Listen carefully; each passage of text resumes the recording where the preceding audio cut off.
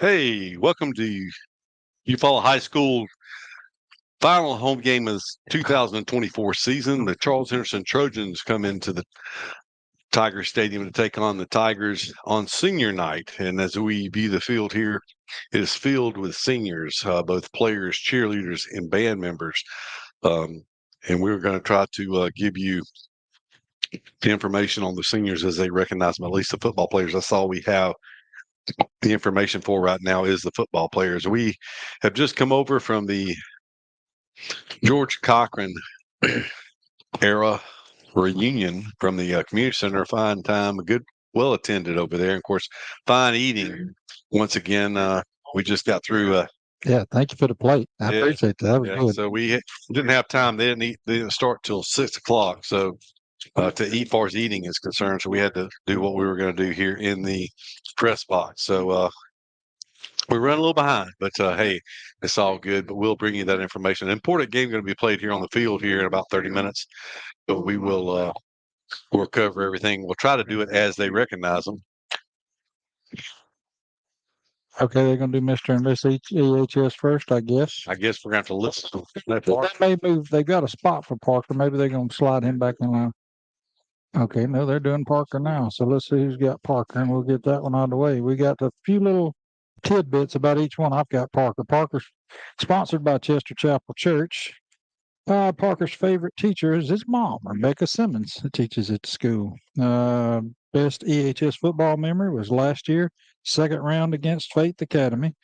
What would he like to be one day? A father and successful in work life? If you could play any team in any class for your last game, who would it be? And he put Charles Henderson, and he was a fine part of the Tigers, who unfortunately, a 3-year starter, tore an ACL, and I think it was first ball game, wasn't it, Keith? It was Yeah. first ball game of the year.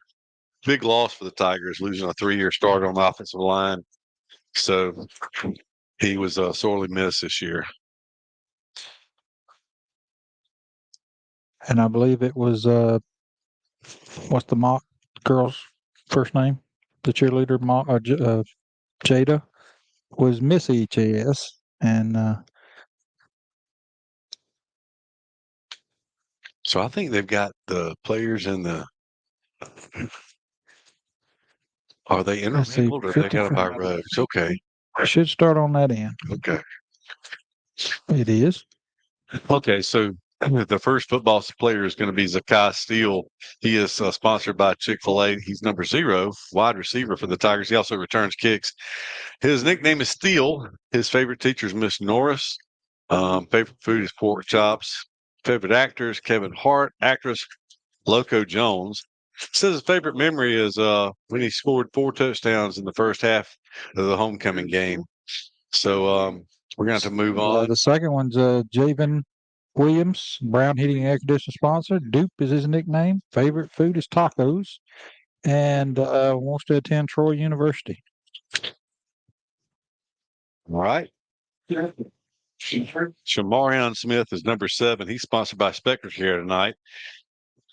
He his favorite teacher is Coach Anderson. Favorite food's hot wings. He his favorite memory is winning the region title last year, and he plans to be a welder when he for his career.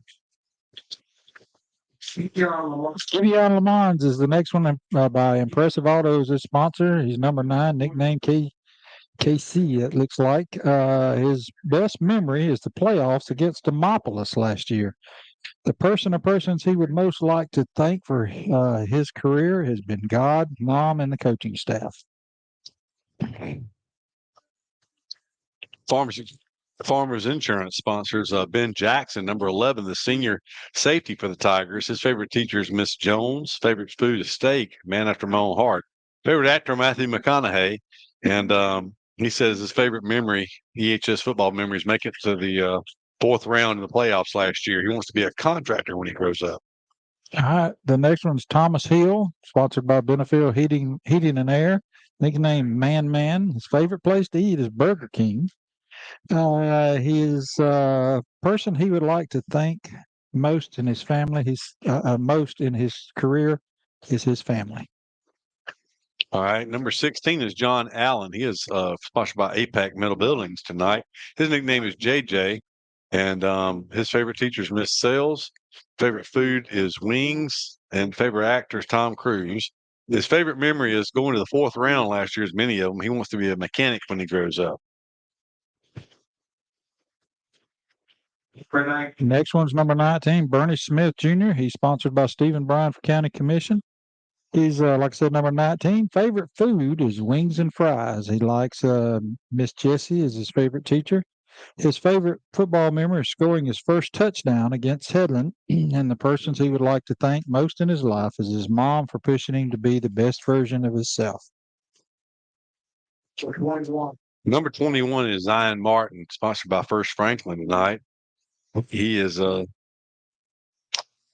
says his favorite memory is getting an interception. Of course, our sheets differ a little bit from that one. His favorite actress, Cat Williams, and his favorite actress is Ella Mia, and he would like to thank God. We don't have a 23. 23 is Josiah Powell. Somehow or another, we're missing his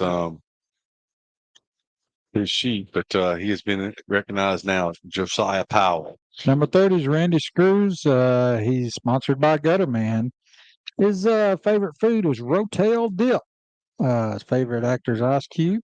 Best EHS memory, putting a whooping on Greenville. If he could play any team he wanted to for his last game, it would be Abbeville because there would be a large crowd. All right, George McFarley, number 33, sponsored by Penn and Seaburn. His says his favorite EHS memory is a bus ride home from the Headland game. And said one day he would like to be wealthy, and the person or persons he would like to thank most in life is his parents and his grandma. Well, we don't have one on Clayton, so I'll let you know more about that one than I do. Yeah, Elliot Clayton is escorted by his parents, Phil and Mitzi Clayton. Elliot's a senior linebacker for the Tigers. Unfortunately, he tore his ACL this year, and he tore his LCL last year as well. But he plans to follow in his father's footsteps and have a career in the military. There's nothing wrong with that. And back to Parker Simmons, we'll touch that again. He's sponsored by Chester Chapel Church. We said Rebecca Simmons' favorite food is pizza. And I want to tell y'all something. I didn't know this till a few years ago in church. You know, he's a big young man. He's a vegetarian. Yeah, I found that out when he was a sophomore. That's crazy. Yeah, big old boy for that. All right. For Darius Gooch, number 70, sponsored by Precision Body Shop. He is said the person or persons he would like to thank most in life is his mama, Jakia Green. Said his best EHS football memory is being region champions, and his favorite teacher is Mary Hilton. Number 71 is Ben Holloway. Glover Insurance sponsors him. Ben's favorite food is Alfredo. His favorite teacher is Mr. Sawyer. Best football memory going to the semifinals last year. And the persons he'd like to thank, he's got a whole bunch. God, family, and his brothers and sisters, and Coach Cornegay and Coach Mayo. Yeah, we actually missed another one here. Dias Barnett, which he is a member of the Steele and Reeves family. So that's a big family for us to miss. But Dias Barnett, the senior defensive tackle, Dias has had a good year this year. So he's planning on attending Jackson State University upon graduation. I apologize for missing these. We just give the questionnaire to Jarrell, and he gives them to us, and this is what we would give. Hey, that was great. That was great that we got them back, though. Hey. So I guess is this. Yep, that's it. Adrian Goldsmith, number 90, sponsored by State Farm. Pam Freeman said he wants to be a college football coach. I've heard, but it also says he'd like to be an engineer. But said his best football memory is getting revenge on Faith Academy in the second round. We got room. You got time because we don't have this young man, and I missed the name when they announced it. All right, let's go down the roster. I got 95 here, so it would be the senior between. He is DeMarcus Richardson, okay, senior defensive lineman. All right, and it should be. Yes, Tariq Ivory, number 95. He's sponsored by Alpha Insurance, Keith Bryan. His nickname's Ty. His favorite food is hot wings. Uh, what would he like to be one day? He cut straight to the chase. Rich, just put it out there. If he could play anybody, some of the old guys are like this. It would be Smith Station for his final game. And I'd like to thank his grandparents and his big brother and family for pushing him to be who he is today. Smith Station, how about that? Number 97, Xavier Dennis. Xavier is sponsored by Lake Homes Realty. His favorite memory is making it to the fourth round and winning the region championship. He says he would like to be one day as an Air Force member. He would like to be in the military. Xavier Dennis. I guess that's all. That's all of them that were given to us, folks. We're gonna do our pregame, pay some of our bills, take a quick commercial break, but we'll come back and show as many as we can in our pregame here after a quick timeout. Of all the improvements you can make to your home, it could be the most important is not seen or heard, only felt. The ultra-quiet, energy-efficient Carrier Infinity Home Comfort System provides premium comfort with a whole home air purifier that gives you confidence you're breathing healthier air. It's an essential part of any healthy home.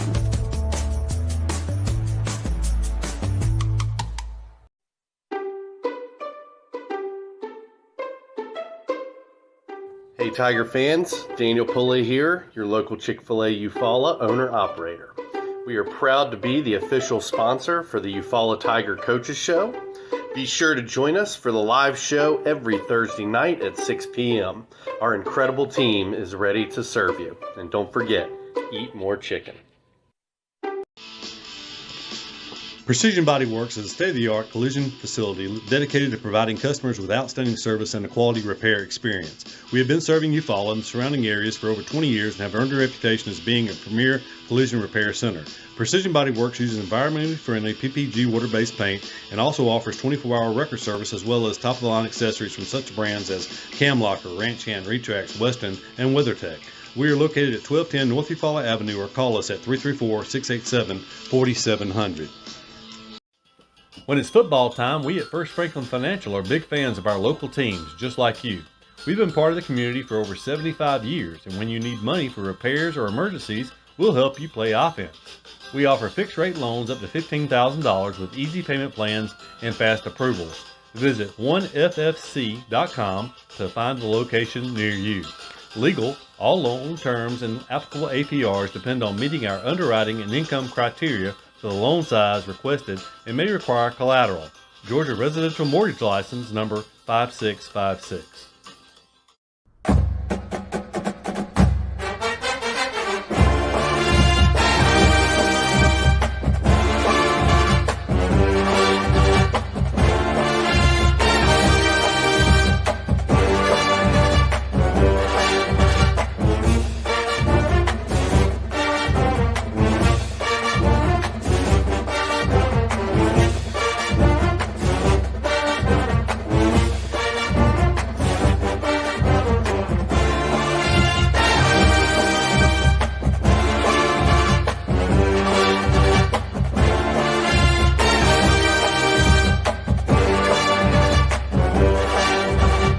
It's time for Eufaula High football with Doug Applin, Keith Bryan, John Wayne Robinson, and Jimmy Simmons.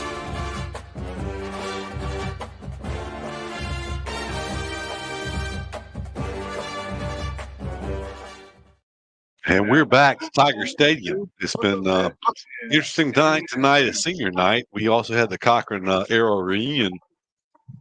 We started at 4:30 over at the community center, so we've been a little out of our normal pattern, normal habit to lead up to a football game. It's been a good evening. We're just trying to get settled in here, though, with the senior recognition that's still going on here as they recognize the band members that are the seniors.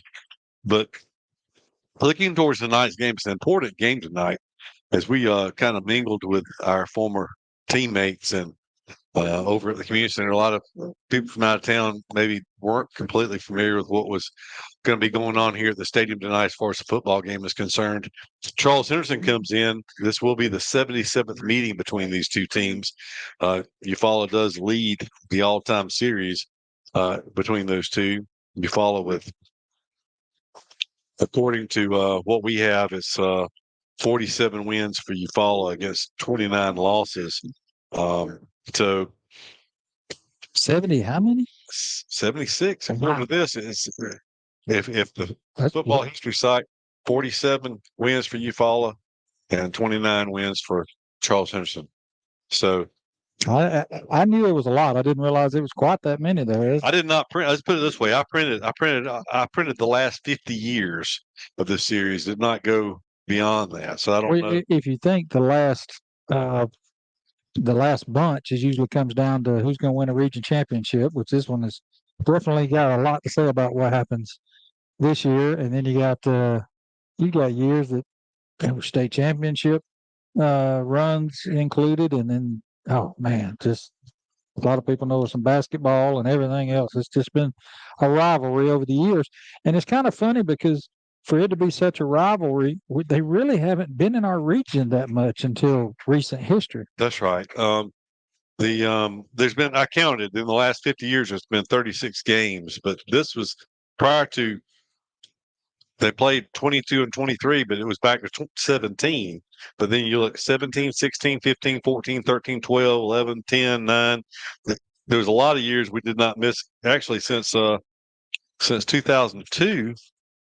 I don't know if there was between 2002 and 2017. I don't think there was a year missed. Unless I'm wrong. Let's see. Would that have been about the time the 6A stuff kicked in 17 and messed us up for a few years? I think that's right. Yeah, I think that's right.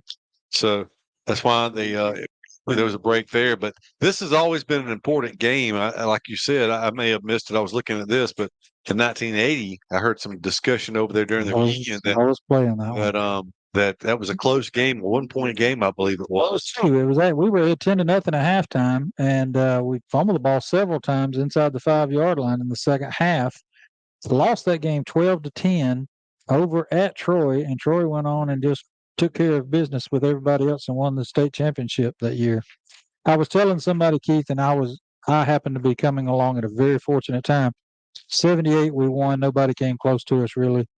79 we went to the semis, one game before the state championship, and played Jackson. And that was a night that a lot of games were canceled. We had some tragedy going down, and it rained and rained and rained. Bad call. We thought they got an extra attempt at a field goal in the third overtime, and we lost by a field goal that bounced off it upright in the crossbar. And that was in the third overtime. The next week, they went on to play Colbert County, which we had defeated 34-0 the year before for the state championship. They tied. So that was a co-champion year. Those two were co-champions, and we kind of felt like, hey, we tied 3 overtimes with them the week before. We should have had a mention in there, but it didn't happen. And then the next year, the loss at Troy after being ahead and fumbling in the 5-yard line several times late in that game, you just felt like it should have been 3 in a row. Right, that's right. Well, I didn't realize it was that close to that happening. Really, could have been co-champions. One of the last times it had happened, there were co-champions. It would have been 4 in a row because 81. Yeah, 81, they won it. Yeah, and that 81 team, it really came together. I think it was 17 starters off the 80 team, the people that graduated 81, my senior class, that had to be that started. They had a lot of holes to fill. But they did have one young man by the name of Derek Richardson that sure made a lot of difference. Right. Yeah. So a lot of history here. We're talking about, to these children that are out here being recognized as seniors, that's ancient history because these kids were born. I kid with my son. My son's senior year of football was 2005. I said, it's been 19 years since you played on this field. And all the kids that are playing, they're being recognized as seniors now. They weren't born yet. Yeah. And you blink an eye and it'll be 29, 39. That's right. Doesn't take long. So it's it really does go by fast. And but this is an important game tonight. We're kind of going down memory lane, but talking about the present. Charles Henderson comes into this game 4-3 on the season. They've kind of had an up and down season as well, but it does seem like they've kind of caught a groove lately, Doug. If you look at their season, they started off by losing to Highland Home in the first week of the season. Highland Home is a perennial power, but they are a smaller school. But they lost to Highland Home by a score of 24-0. They bounced back the next week and defeated Greenville 18-14, and had a chance to watch that ball game, and really was not impressed with either team from watching that tape. But they came back the next week and defeated Carroll 29-8. Then they suffered their first loss of the season at Catholic, and it was a resounding one, 63-6. That 6 points was put up on a blocked kick, so I understand. The special teams play, but they gave up 63 points to Catholic. The next week, they went to Benjamin Russell and lost to the 6A Wildcats 29-0 before rebounding 3 weeks ago to defeat Andalusia 28-12. That was probably their best game of the year with that victory 28-12 over Andalusia. Before last week, they were on the road in Headland. They put up their most points of the season last week in Headland, 48-14. So, Doug, their offense has not really been very dynamic this year as far as looking at their point totals. They've scored 129 points on the season, but over a third of those came last week at Headland. So they've kind of hit their stride. If you look at it, 28 points against Andalusia, 48 against Headland, both of those region games. So their offense is kind of starting to click a little bit, and their defense has given up about 2 touchdowns per game. Well, actually, if you look at, I guess the anomaly was Catholic of Montgomery. When you figure that in, they've given up a little over 3 touchdowns a game, 22 points a game. But, Doug, this is a Trojan team. It's important to them, just like it is Eufaula. If Eufaula wins this game, it can be a 3-way tie for second. If Charles Henderson wins this game, Andalusia, it didn't really matter. If Charles Henderson wins this game, they're second. And that's what they're playing for tonight. Don't think that they don't realize that. Very important game going on down the road that they'll be looking at. Both these teams will be looking at down there. It doesn't matter that much to Eufaula's business is right here. That's right. But if Charles Henderson was to win this game, first thing they're going to do is say what happened down the road. That's right. I think in Andalusia. It's in Andalusia with Catholic going down there, and conventional wisdom would favor Catholic, but those teams know each other well, having competed in 4A. With we've said this quite a bit, but Catholic is a defending 4A champion. The team that won it the year before that was Andalusia. So Andalusia with a lot of tradition and history themselves. And of course, Catholic is the newcomer on the block, but they've got a really good history over the last 10 years or so. Yeah, there's a reason they hadn't been. They've only lost 2 or 3 games in a bunch of years, and there's a reason. They're not overwhelming. They're not that team that's going to bring and put 100 folks on the sideline and just keep throwing folks out there. But they take the ones they got. They know what they're doing with it, and they do it well. And it's paid off for them. And that'll be, that. We found out the hard way. It's a tough environment to go down there and play in Andalusia. And we talked about Charles Henderson. You were talking about they've got better of late, Keith. This is a typical Charles Henderson team. They started off a little slow, and then they really have got better as the year has gone on. This Eufaula team, you've been asked, I've been asked 100 times, what's going on? Folks, we don't know. Sometimes when they come to the sideline, I look when they take the helmet off to make sure it's the same kids, because they don't look like the same ones from one Friday night to the next. Yeah, it's really been. I texted somebody last night, and I mistakenly sent it to my wife. We're laying in the bed beside each other. She said, "Why'd you send this to me?" Now, so I meant to send it to somebody else that was talking to me about the high school football team, and I told him, I said, "It's really been a Jekyll and Hyde year."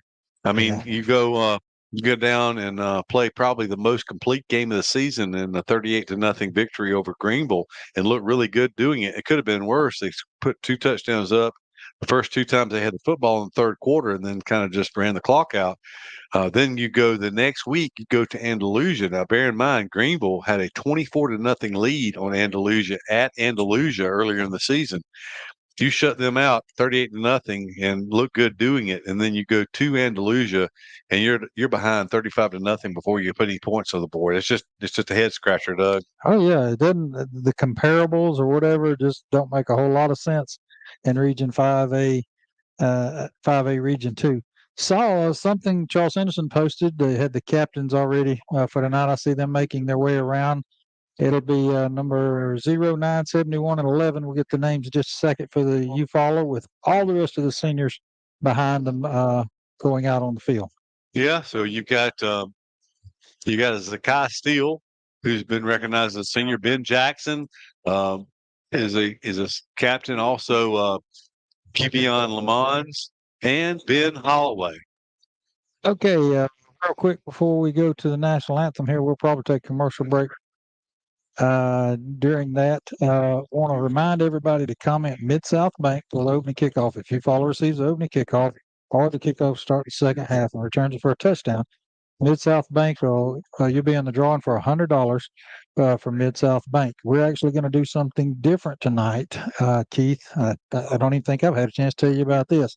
If you go in and you comment Mid-South Bank is going to put up the $100 for our kickoff that we receive either to start the game or the second half.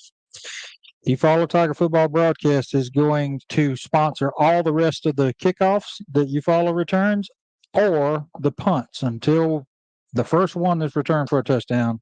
Somebody, if you go on comment Mid-South Bank, you'll still be in a drawing. That money would come from Eufaula Tiger broadcast. So if you actually, let's say we received the opening kickoff and you go in and you put Mid-South Bank, you'll win $200 because that one will be sponsored by us and Mid-South Bank. And we're going to do it till one is given away, hopefully tonight. So be sure to go in and comment Mid-South Bank under the comments on the Facebook side, and you'll be eligible for that drawing. We're going to take a commercial break. We'll be back right after this timeout. Somebody cannot come to us, we go to them. It's something that we do on a regular basis, something we don't mind doing, and we work on a contingency basis. No one has to pay us any money up front. They do not have to pay us unless we collect for them, unless we are successful in resolving their case through a settlement or through trial. They don't have to pay us any money unless we get favorable results for them. If you're hurt in a car wreck, call Penn and Seaborn. It won't cost you anything to see if we can help. No representation is made that the quality of the legal services to be performed is greater than the quality of legal services performed by other lawyers. Easy Metal Building Kits, pole barns, and metal roofing supplies. APEC Metal Express carries multiple kit sizes and colors with at-home DIY instruction. APEC Metal Express. Fast delivery, superior quality, excellent customer service. We had At Mid-South Bank, we pride ourselves on being the friendliest and most helpful bank in town. For over 100 years, we've been helping families prosper and helping businesses grow. Mid-South Bank is a local bank with local people making local decisions. We're a community bank who will always be there when you need us. Whatever banking services you need, we're here to help. Visit us today or online at bankmidsouth.com. Equal housing lender, member FDIC. At Glover Funeral Home, family means everything. Owned and operated by Kendall and Caroline Hanahan Glover. We live by our motto, our family serving your family. We treat each family we serve as one of our own, providing care and support during your time of need. Our dedicated staff is available 24/7 by email, phone, or in person. When you need us most, Glover Funeral Home is here for you because family always comes first. In 1983, the first mobile phone was introduced to the public by the Motorola Company, and that was the same year Pam Freeman started her State Farm business. For 40 years, both have saved time and money. Whether it's auto, homeowners, condo renters, personal articles, business, life, or health, Pam Freeman State Farm has been there for you. Call Pam's office and let Kathy Bennett help you with all your quotes and needs. You won't find a more helpful staff anywhere. Come by and see them at 322 East Barber Street in Eufaula or call 687-7... R.W. Wingate & Company is a full-service accounting firm and a supporter of Eufaula High Athletics. They are located at 102 North Orange Avenue, Eufaula, Alabama, but licensed in multiple states. Richard W. Wingate has over 25 years' experience in public accounting, and the firm's services include personal and business tax preparation, bookkeeping, sales tax preparation, payroll services, audit of nonprofit and government entities, and business consultation. When doing extra is the point, Contact R.W. Wingate and Company for your accounting needs. Hello, I'm Matt Aver, the new pastor of First United Methodist right here in Eufaula. We'd love for you to join us on Sundays at 10 for worship. We also have Sunday school at 8:45. You can check us out on our social media or our website. We look forward to seeing you. Go Tigers!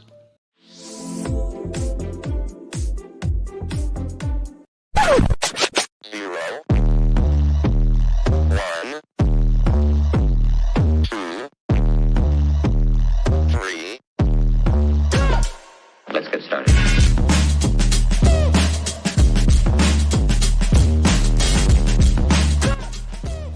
Now that we have your attention, call Lauren Streeter with Lake Home Realty for all of your real estate needs.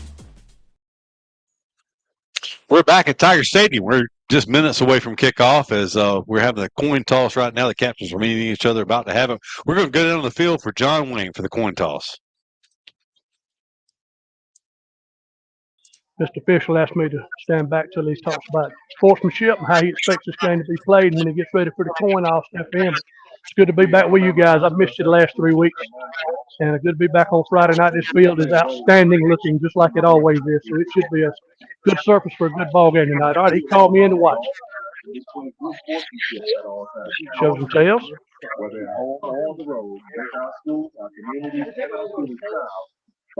Shows and tells and shows and tells. Kevin, for 100 years, the Super 7 logo is tails. He calls what? He calls Charles tails. Edison shows tails. What did you call? You call tails. It is tails. It is tails. Charles Edison won the toss, and they're going to defer to the second half. So All the right, Tigers so it's come gonna out be on offense, get a chance to score first. That's right. So we've seen Eufaula win the toss at times and opt to take the football. So they're going to have that opportunity tonight, even though they did not win the toss. So Charles Henderson, I guess, confidence in that defense. And, you see that a lot. A lot of teams want to kick to begin with and have that option of taking the ball at the start of the second half. They feel like that's an advantage. But Eufaula hopefully can take advantage of that opportunity to have the ball first here tonight. Last week, the first points of the game for Andalusia, 2 weeks ago, where it was a turnover that was returned for a touchdown. So hopefully that won't happen tonight. Is in our group conversation today. I watched a little bit of the college game last night, Syracuse and Pittsburgh, and Pittsburgh had less than 100 yards of offense at halftime, but led 31-0. Is that the one that y'all were talking about? Three pick sixes returned for touchdowns in the first half of that football game, thrown by Syracuse. So you're not going to win many games when you turn the ball over 3 times, much less have them return for points directly. Yeah, it sounds like it's usually that way, turnovers and mistakes. One of the things I want to touch on tonight, Keith, in this game, it is such a rivalry game usually. They'll hit you in the mouth here, both sides. There's one thing about, I saw Charles Henderson play earlier this year. They've got a couple of guys that really pushed the envelope. We saw them get in trouble in the Carroll game with some unsportsmanlike conduct stuff. I think it was number 4, a defensive back. We'll watch for that later. I guess he still plays. Offensively, they got a good tight end. I think he's committed Southern Miss or somewhere. I think they were talking about. They're strong at running back. You've got to wrap up and bring these guys down. But this is one of those games that you'll get hit in the mouth real quick, and you'll either play or you'll stand on the sideline and wonder what's going on. It's for real football. Eufaula with more of the traditional Eufaula look tonight as they're in the white pants, red jerseys, white numerals, red headgear. So make sure you comment in Mid-South Bank because this is a $200 kickoff coming up. So back deep for the Tigers is going to be our usual suspects. It's going to be Atoya and Slaughter and Zakai Steele. Charles Henderson usually has a good place kicker. So we'll see what they do here on the kickoff. They kick it deep and give Slaughter and Steele an opportunity. A little flip-flop there. Maybe a little gamesmanship early. It is a straight kickoff. It's going to come down to Slaughter at the 18-yard line. Slaughter back to the middle of the field. He gets across the 30, but that's about it. Maybe the 31-yard line is where Eufaula will take over the first possession of the night. 1st and 10 at the 31. Well, folks, that was the Mid-South kickoff there. Let's hope that's the last kickoff Eufaula have to return tonight, but we'll go from that. Eufaula takes over 1st and 10 at its own 31-yard line. It is late October, but still a kind of warm day today in Eufaula. Not too bad here at kickoff. Handoff. First play to Jalen Wright off right. It was off right tackle. He took it on the outside around the end. He picks up 2 yards on that play out to the 33-yard line. It'll be 2nd down and 8. It is McCoy at quarterback, and it is Charles Henderson coming out with similar to what Andalusia did. They got a 5-man front. Linebackers are playing kind of off the ball. Pistol formation. There's a mix-up in the backfield. Wright picks it up, trying to get around the end. He's not going to do so. He's going to lose yardage back inside the 30 to the 26-yard line. That's a loss of 7 on that play. I was looking at the replay, Keith. That just went right through McCoy's hands.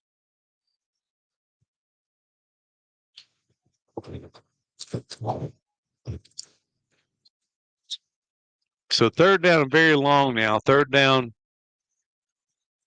and about 15 yards to go. 1st down would be at the 41-yard line. Don't throw a pick six. McCoy is stepping up in the pocket. He's going to be sacked. He'll go down for a 2-yard loss at the 24-yard line. So not the way you want to get started if you're a Tiger fan. 2-yard gain on the first play, loss of 7, loss of 2. 4th and long, 4th and 17 punting situation.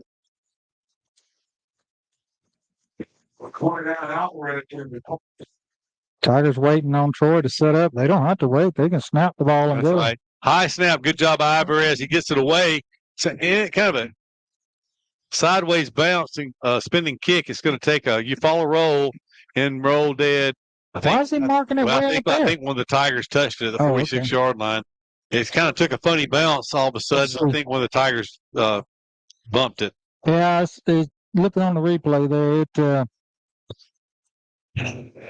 we have about a 10-second delay that we can glance at it. It was awful close, so yep, it made a 2 or 3 yard difference there. Charles Henderson comes out ready to go. Great field position at their own 46-yard line.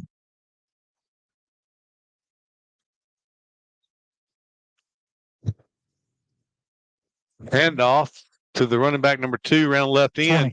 20, number 20. And he's going to pick up maybe 2 yards to the 48-yard line. So both teams open with a 2-yard gain. Number 21, Zion Martin on the tackle for the Tigers.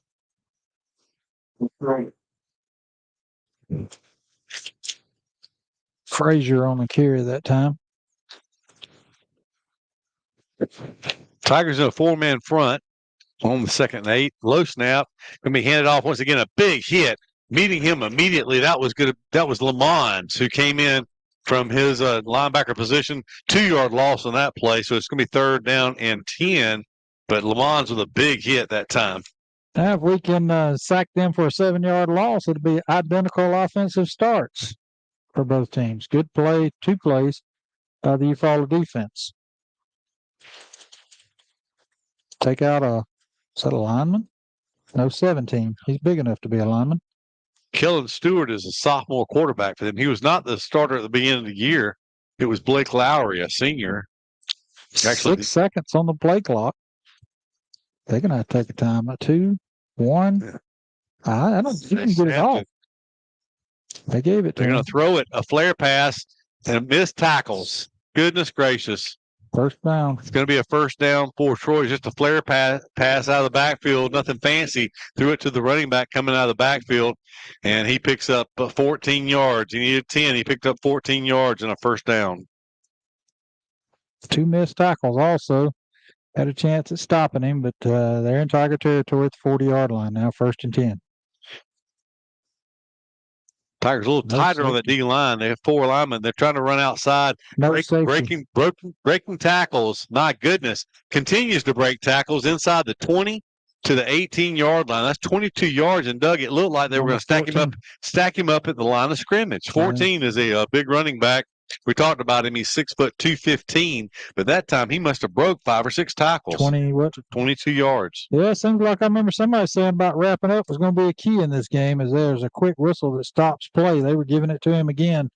Why not? He just runs through Tigers like water through a strainer. Something over here. Offside. Offsides on Eufaula. Our wide out right here in front of the Eufaula bench was too close to their receiver, and that's going to be a free 5 yards. So 1st and 5 from the 13-yard line of Eufaula already here. Charles Henderson took over a good field position, but Eufaula with some missed tackles on this possession. They converted 3rd and 10, and then 22-yard run the very next play.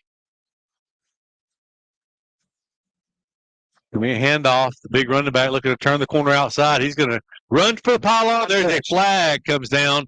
Look for that to be a hold on the corner. Let's hope so. He was untouched as he just kind of ran up in there, and the big guy showed now late flags dropped at the 1 yard line. He's turned. He's did he move it? Yeah, okay. He moved it because it hit a player that was running and then ended up in the end zone. He's moving it back to the 4-yard line. Now, since he was particular to put it on the spot, that's going to be a hold. It will be holding. It should go from the line of scrimmage in high school football now. Remember, we went over that rule back last year over and over. It should go from I think it was the 13-yard line. It should be a 10-yard penalty. Well, but they're marking it from where the spot was. Yeah. So putting it back to the 15-yard line. So it's going to be first and 6.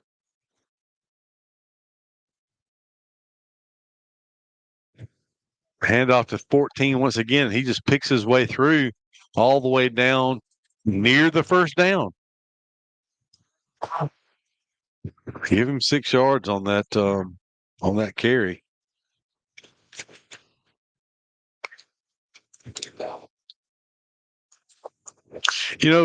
Doug, we saw the Tigers at Greenville. Greenville with a really good looking running back, a running back that was able to be pretty effective last weekend in Andalusia.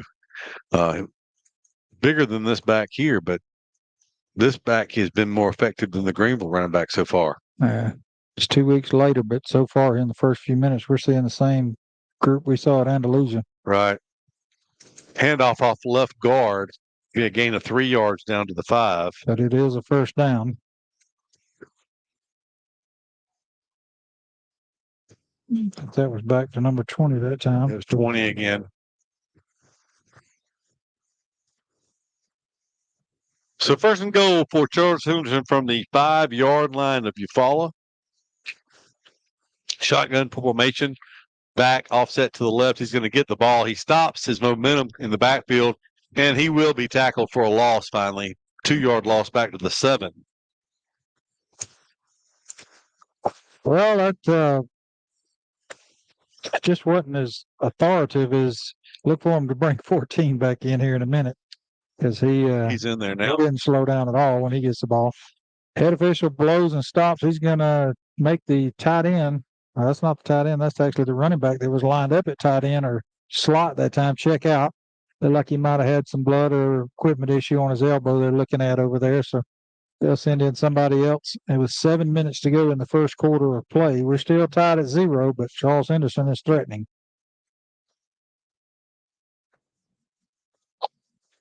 So it is a 2nd goal from the 7.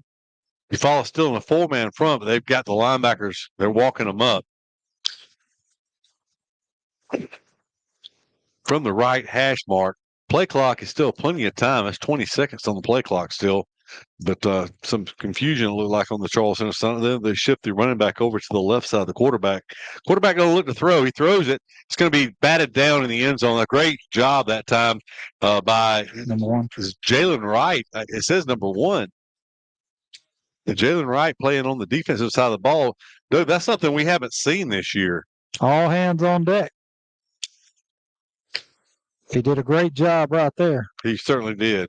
He reached around, just batted the ball down. Makes it 3rd and goal. And surprisingly, 20's in the backfield. Hand off to 20 at the And there's a middle. whistle. That wasn't going to work. That's a break for Charles Henderson. There as Eufaula had that play stopped. So it is a 5-yard penalty. False start against Charles Henderson.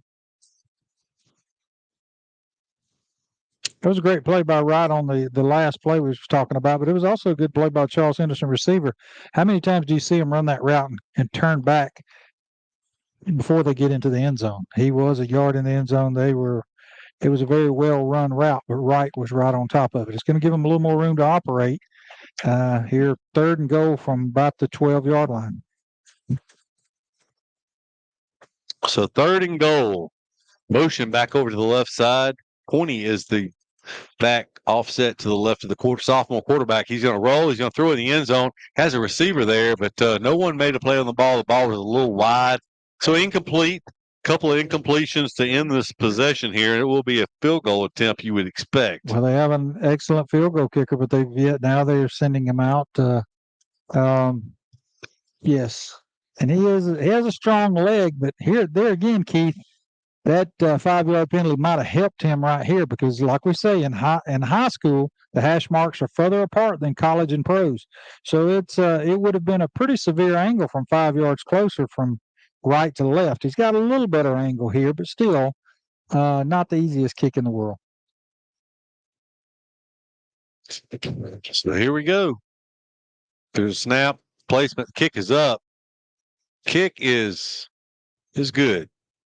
So with 5:53 to go here in the first quarter play, Charles Henderson has notched the scoreboard. They lead by a score of 3-0.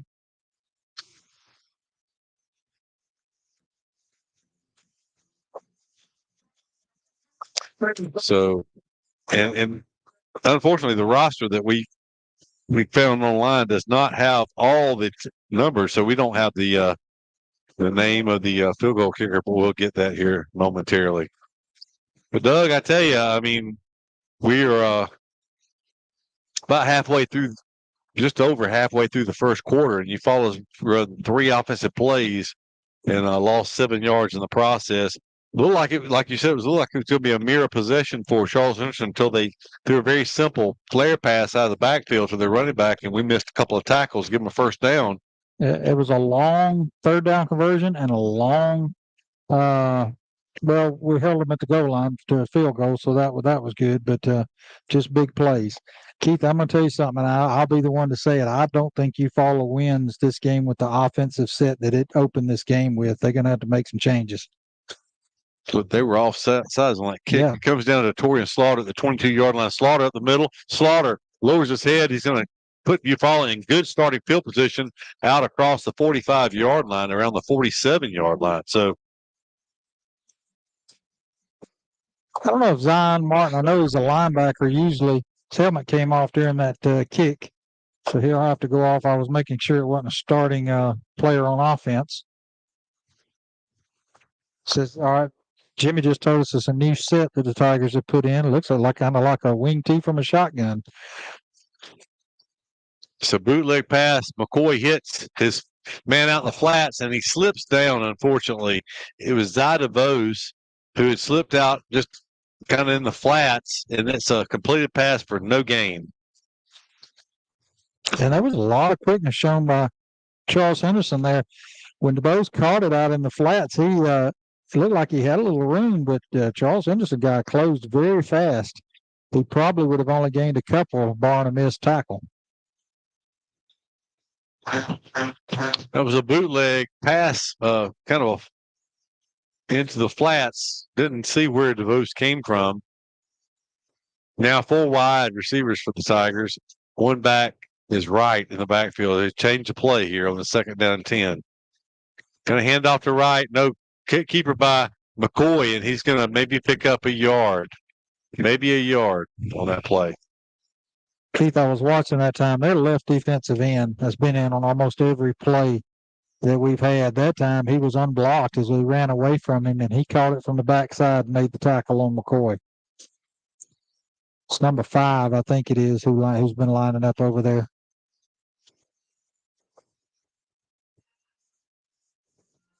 Charles Henderson's defense looks a lot like Andalusia's and maybe even Catholics from earlier. That should have been 6. If it would have been thrown high, that would have been 6 the other way.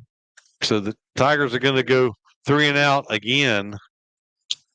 So the Tigers with -6 net yards so far on the game through 2 possessions. That's not the change I was talking about, Jimmy. Tigers line up to punt back deep. Had a lot of pressure this time. Last time on the punter. Eufaula kick has not crossed into Charles Henderson territory yet. Ball's at the 48. 4 minutes and 17 seconds to go in the first quarter play. They're waiting as we're 1 man short. Play clock still at 4. Alvarez gets the snap. He will get it away from his 35-yard line. And it kind of hit it off the side of his foot a little bit, but it takes a Eufaula bounce. It's going to roll out of bounds, or that actually dies right around the 26-yard line. So it turns out to be a fairly effective kick, as 74 yards is how far Charles Henderson would have to get to drive. But Doug, this is a time for the Tiger defense to step up because they did slow them down once they got down with a 1st and goal. But remember, they did score a touchdown. It was a holding call that called back the touchdown. So Tigers, they got a delay that wasn't called this time. No backs in the backfield for Henderson. Quarterback keeper, and we missed a tackle in the backfield. They're going to tackle him after a gain of a yard or 2, but we had him for about a 3 or 4 yard loss. Yep. So defense is doing a good job of stopping them 2 out of 3, but we got to get that 3 out of 3 here somewhere. Handoff back is going to be tackled this time for a loss.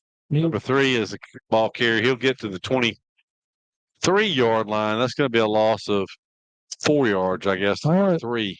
Well, they gained 2 on first, remember? So where they're marking it over there, it's going to be about 5, isn't it? No, it's okay. He's moving up now. So yeah, you're right. You're right. Loss of about 5 on that play. 3rd and 13 for Henderson.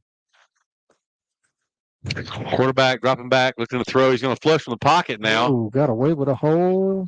Quarterback's going to try to run, though, and good job by Jonathan Butts, along with Zion Martin, to bring him down at the 29-yard line short of his first down. Should be a 3 and out after that gain of about 6. Yeah, good run. He didn't want to throw an interception, got what he could. Good job by the linebackers to hem him up and keep him short. 4th and about 7, we'll call it, for Charles Henderson. They will send in the punter. Punter's not, I don't think, as good as the field goal kicker, but number 26 will drop back to punt for Charles Henderson.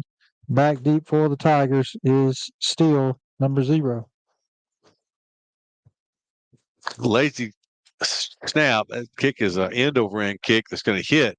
But take a Charles Henderson bounce. It hits to the 45. It takes a 10-yard bounce, now 11-yard bounce to be dead at the 34. So Eufaula loses about 10 yards on the punt exchange there, and they'll take over for their 3rd possession at the 34-yard line.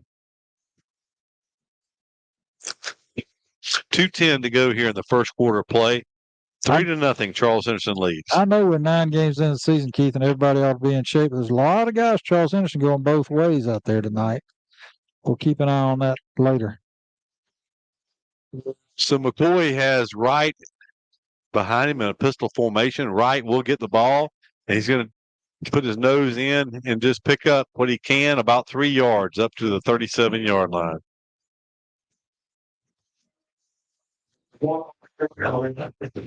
Wright didn't touch the ball last possession. Carried it twice on the first possession for the Tigers.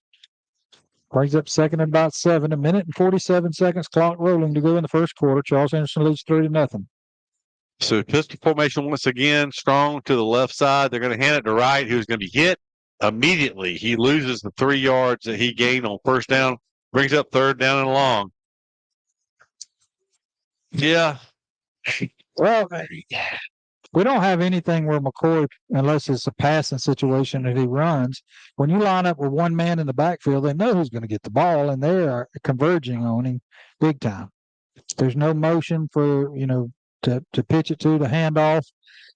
everybody in this stadium and on defense knows who's getting that ball. Right. So now, predictable situation, third and a short 10, long 9. McCoy's going to throw it. It is high and sails over everyone's head. But once again, it's probably a good thing because it was intended for Zakai Steele. But there were 2 defenders. He was double covered, and there was one underneath, which was 14, the running back. He just reared back and threw that one like a baseball from left field. And like you said, it's a good thing it was not online. And I was looking. There's a quick whistle. I don't know. Let's see who called something. They're number 24 on the far side. It was actually lined up off sides on our wideout over there, but he's on sides this time.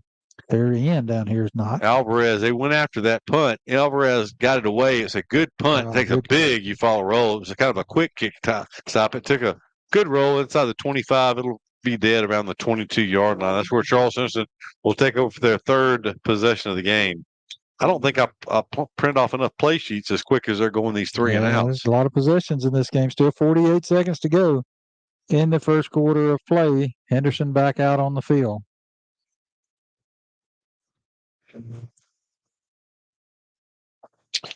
So from just inside their 22-yard line, it'll be 1st and 10, Charles Henderson. 3-0. Charles Henderson leads in this game. Quarterback's going to pull it down and throw it now. It's complete to Boykin, number 2. It's going to be a first down. It's going to be a pickup of about 16 or 17 yards from the 20. Actually, 15. 15. From the 22 to the 17-yard gain, actually. Sorry.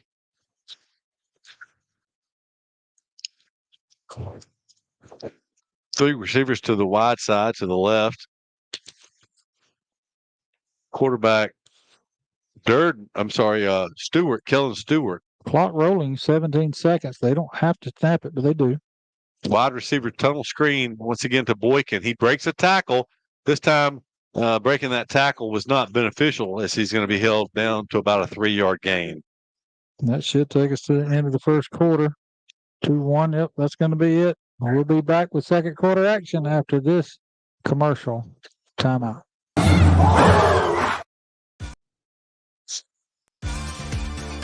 When it comes to professional gutter installation, Gutterman Dothan has you covered. Voted Best of the Wiregrass 7 years in a row, we provide top-notch gutter services across the Wiregrass area. Protect your home from rainstorms with our premium gutter systems designed to prevent foundation cracks and water damage. Trust Gutterman for expert installation, quality materials, and a beautiful, durable finish. In sports, every point counts, and at Alpha Insurance, we know when it comes to your budget, every dollar counts. That's why we work to get you the lowest rates and best discounts available. Plus, every Alpha policy comes with personal service from our hometown team. Call Alpha to start saving today. In Eufaula, call Alpha agent Keith Bryan at 334-687-8268 or stop by our office at 1326A South Eufaula Avenue. Hey, my name is Chris Wilkinson and I am the pastor of First Baptist Church. We would love to have you come worship with us. Our worship service is 10 o'clock every Sunday morning. You can also go to our website to learn more about our ministries. Hope to see you Sunday, and go Tigers. Hey, we're back at Tiger Stadium. The Tigers have not come off the off week. They've not come out fighting, so to speak, so far. Or maybe Charles Henderson's just playing a pretty good game here to begin with, but Eufaula still looking for their first down in 3 possessions. Charles Henderson has a 2nd down and 7 here. They picked up 17 yards on their first down of this possession as they ran a play-action pass, hit their receiver on the seam, good for 17 yards, and then 3 yards on that last tunnel screen to the receiver. They had trip receivers in a pistol formation here. A little like they may just go ahead and run the ball here, but they move. That's going to cost them 5 yards. If he had been really quick on his feet, he could have gone in motion. Yep. Or just take a step to the side and reset. But he made it easy for the official. So 2nd down and 7 goes to 2nd down and 12 now for Charles Henderson. They're back to their 37-yard line. No safeties for the Tigers. Going to hand it off and going to be brought down. A nice play that time. Solo tackle by Zion Martin. That was probably the first tackle we've seen solo tonight. He did a good job not letting him get away, pulling him down for maybe a yard or two. Yeah, I called it a yard gain. And that is a tough running back to bring down for only a yard gain. He's had 28 yards and 2 carries before that. So 3rd down 11. Now they had 3rd and 10 earlier on their field goal drive. They picked up 14 yards on just a flare pass out of the backfield to the running back. Quarterback rolling to his right. We had couldn't get to him. They're going to throw a flag. The quarterback's not going to get his first down, so he's going to go down about the 44-yard line. He picked up 5 yards, but the flag lays down at the 29-yard line. It would be a 10-yard. Well, they just moved the yard marker. They're not supposed to do that.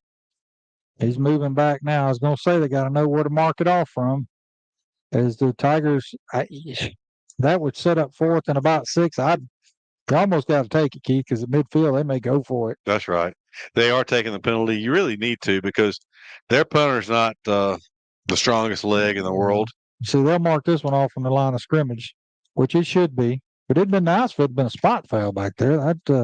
That would have been nice, kind of the way they marked it off down there on us a while ago. But it'll bring up 3rd and, 20? Should be 22 or so, 21. The first down would come at the 49-yard line. They're going to snap this ball about the 37. So we'll call it 3rd and about the 28. So 3rd and 21. They just ran a man off late after being in formation. That should have been a flag. But then there's an awful lot of people on the line of scrimmage Empty here. Backfield. Yeah, they have too many on the line of scrimmage. Going to be a quarterback draw, and he paid for it. Let's see who it was. Shamarion Smith, who hit the quarterback straight up in the hole. It was actually number 15 on a Wildcat play that time, Keith. Well, no gain, maybe? Yeah, no gain on the play. So good job by the Tiger defense that time, too. After giving up 17 on the first play, they stop them. So with 10:28 to go and a running clock here in the second quarter, Sakai Steele drops back to return this punt. And if you commented Mid-South Bank and Sakai returns this for a touchdown, you follow Tiger Football Broadcast, give you $100. We run somebody on late, and then they did have a guy streaking down the sideline, didn't they? I think, did we get 5 yards? Mm-hmm. Well, he said 5 yards of offense. And they're backing them up. Thank goodness we got away with one. I don't know if we had too many men. I think we were one short, and they ran him on and then started taking him off. Let's see, because he goes back out there again. And 4, 8, 9, 10, 11. Yeah. Surely they wouldn't do it twice in a row. He moved early, but no flag. And they pulled down. They're going to throw the flag. They pulled our person down. Oh, I thought that you meant that was on the kicker. I was going to say. No. See, there is one right under the kicker. So sure, there are 3 flags because they all saw it. It landed right at his foot, but I was like, surely they're not calling roughing the kicker there. So I don't know in high school if you can add it on to the end of the kick, but if you could, would you make them? It had to be post possession, I think. And we didn't gather. I mean, we would. He's telling him it's holding. I almost say decline it. Re-kick. I don't. If you think about it, if they mark off 10 from there, but it is inside the 20, is it 10 or is it half the distance? No, they're going to mark it off from the line of scrimmage. It's going back to the 12-yard. Well, take the 10 yards because he's not that great of a punter, and unless he gets lucky and it hits the ground, Steele's going to field this ball in Tiger territory with a chance to take it back. So it would have been Eufaula get ball at the 48-yard line of Eufaula. So let's just mark that down and see where they end up with the football now. 4th down, the ball is being snapped at about the 11-yard line. The first down would come at the 49.5. So about 39 yards, but they bring in a different ball now. They better bring in one with some helium in it if they're going to get out of the hole down there as he stands at the goal line. Here's your chance for $100, folks. It's a good chance. Steele will take it to the house. They're going to shift late, as Charles Henderson. Standing on the goal line. High snap. He'll get away. It's a low kick. Steele's going to get away from it. And it's going to roll, and actually, you thought it was going to pick up about 9 yards on the exchange. He'll pick over at the 43-yard line. Well, it's good. The Tigers picked up 9 yards, but it's also good for Charles Henderson as Steele wanted to get that one.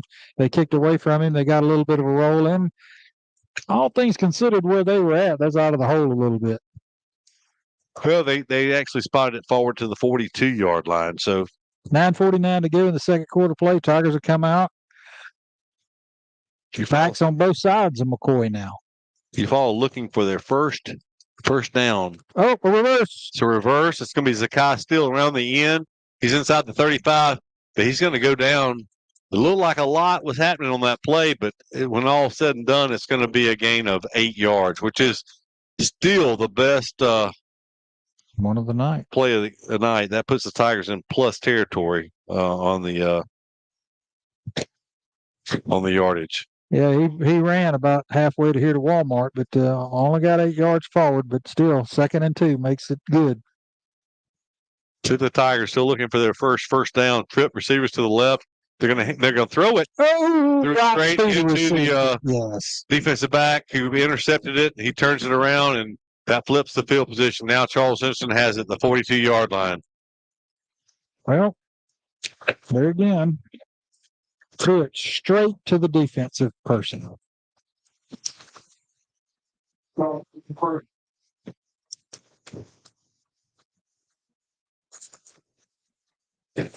Yep. Kind of looks like an Auburn game then. I said it. I'm an Auburn fan. I can get away with it. 1st and 10 for Carroll. They have the ball out at the 43-yard line of their own 43. 9 minutes is a big change in this game. If they can make something happen here, they were kicking out of their own end zone just a few seconds ago. 9 minutes exactly to go here in the first half. This is the 4th possession of the night for Charles Henderson. They'll hand it off to number 20. The defense has been on the field an awful lot here as the offense has yet to pick up a first down. Unfortunately, it's the offense we saw in Andalusia that's playing this game tonight for Eufaula. That play picked up 3 yards. Frazier with 3 yards there. He only has 6 total. He's got 1 for a loss. He's just a couple here, couple there. And making things happen. 8:33 to go. The clock rolling. They're going to stop with a whistle now. Officials timeout. Let's see. They're looking. Are they looking at a Eufaula player? But it looks like the Charles Henderson tackle's looking at him. Something to do with his helmet. Anyway, maybe getting it snapped or something. He was just helping him out, I guess. That was Dias Barnett that was having some difficulty with the helmet there. You don't usually see an opposing player help you out like that, but we appreciate it. They're going to hand it off in the backfield, and the Tigers are there to make a tackle for loss. 3. A 1-yard loss on that play. Kevion Lamons. And that was on 14, the running back. You don't want to let him get started. He ate us up earlier, but a 1-yard loss there. Going to bring up 3rd and almost 9. Call it 8. So 3rd and 8. Jalen Parker and Lamons on the tackle that time, Doug. But they take out Frazier and the tight end, bring in 2 receivers. It'll come all the way to the left side of the field. So 3rd and 8. They shift around now. Shotgun formation. Quarterback looking to throw. He's going to pressured late, and no one there. It's a good spin move there by trying to pick up the number. I think it's 9 for the for the Tigers. Put a lot of pressure on the quarterback. Brings up 4th down, but man, did that interception flip field position. I didn't realize it till you said it a minute ago. But Keith, I know our offense looks bad, and I've said what I've said, but I didn't realize we didn't have a first down. We did take over in their territory finally, but unfortunately, we only have 2 yards to the good so far.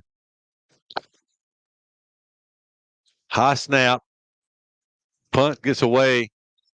Sakai still calls for the fair catch just inside the 20-yard line. So what a flip in field position. That was the best punt of the night for them. Yeah, then we came after it a little bit. We had a lot of folks back there and only one back helping block for Steele. He did the right thing is to fair catch that one. I thought they had a player down, number 14, that goes both ways, but he's just retying his shoe. So now with 7:34, the Tigers got to find some offense to get out of a hole as they have it deep in their own territory. Back at the, we'll call it the 20-yard line, looks like where they put it. 7:34.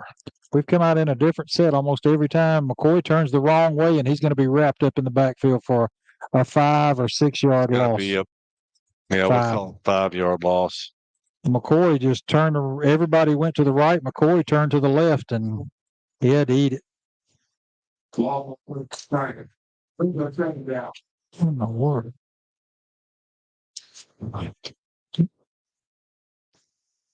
So the Tigers negative 3 yards of offense at this point. You know, even Catholic did not on that Saturday game didn't force the negative yardage like this. It's us doing it to ourselves. Yeah. There's a snap. They're going to look to throw. It is complete.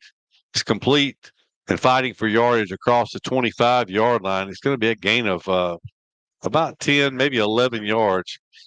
It was complete to number 18. It was DeVos on that reception. That was his second reception of the night.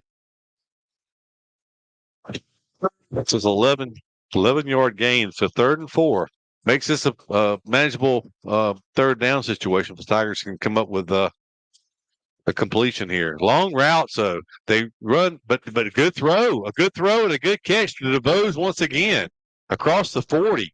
I thought he was running that route way too deep when they only needed 4 yards, but that was a from the 26. It's a 16-yard completion. And the Tigers' initial first down of the night. That comes with 6:15 to go here in the second quarter play. They're going to hand it off to Wright, looking to turn the corner out to the outside around the left end. And a good second effort is going to get close to the line of scrimmage, but there was such penetration by Charles Henderson that he had to fight hard just to get back to the line of scrimmage, Doug. And their ends are just blowing our tackles into the backfield, and when he wants to go outside, he cannot go inside, and it's too clogged up in the middle, that 5-man front. Actually, I think they've gone back to a 4-man front now. But it's effective, and it's causing us problems trying to run that. So 2nd and 10 now. We got Wright flanked to the right side of McCoy. McCoy's just going to run a quarterback keeper around the right end. He's trying to turn the corner, and we're going to pick up a block in the back right there on the corner. I mean, he was trying to help his quarterback, but just one of those situations where you can't do it.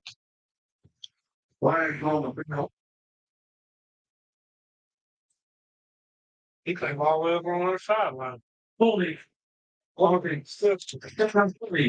Third corner. Yeah, he's still talking. See, number one, I saw that at Carroll. I think I told y'all about it. We talked about this being a rivalry and the carrying on, but he's actually the one I think that got blocked in the back. So that 10-yard penalty is a costly one. As it's going to be 2nd down and 20 now, as the Tigers failed to gain on first down. So they're looking to throw. It's going to be a pass. It's dropped. It was a good, accurate throw that time by McCoy, but the pass just simply dropped. McCoy, like you said, with a good pass, seems to have kind of woken up and had a good run. Got called back, a couple of good passes. But still, we're looking at 2nd and about 20, but with 5:15 to go. 3rd and 20 now. The 3rd, they just changed the down marker over there. So just don't do something crazy here. If you have to play field position, the defense, other than that one possession, hasn't really given up a whole lot. But I starts the quarterback draw, but there hadn't been a hole up the middle neither. Going to hand it off to Torian Slaughter, his first carry of the night. And same result. It's going to be a loss. He that lost time 4 yards on the play. Number 5 was in the backfield so fast.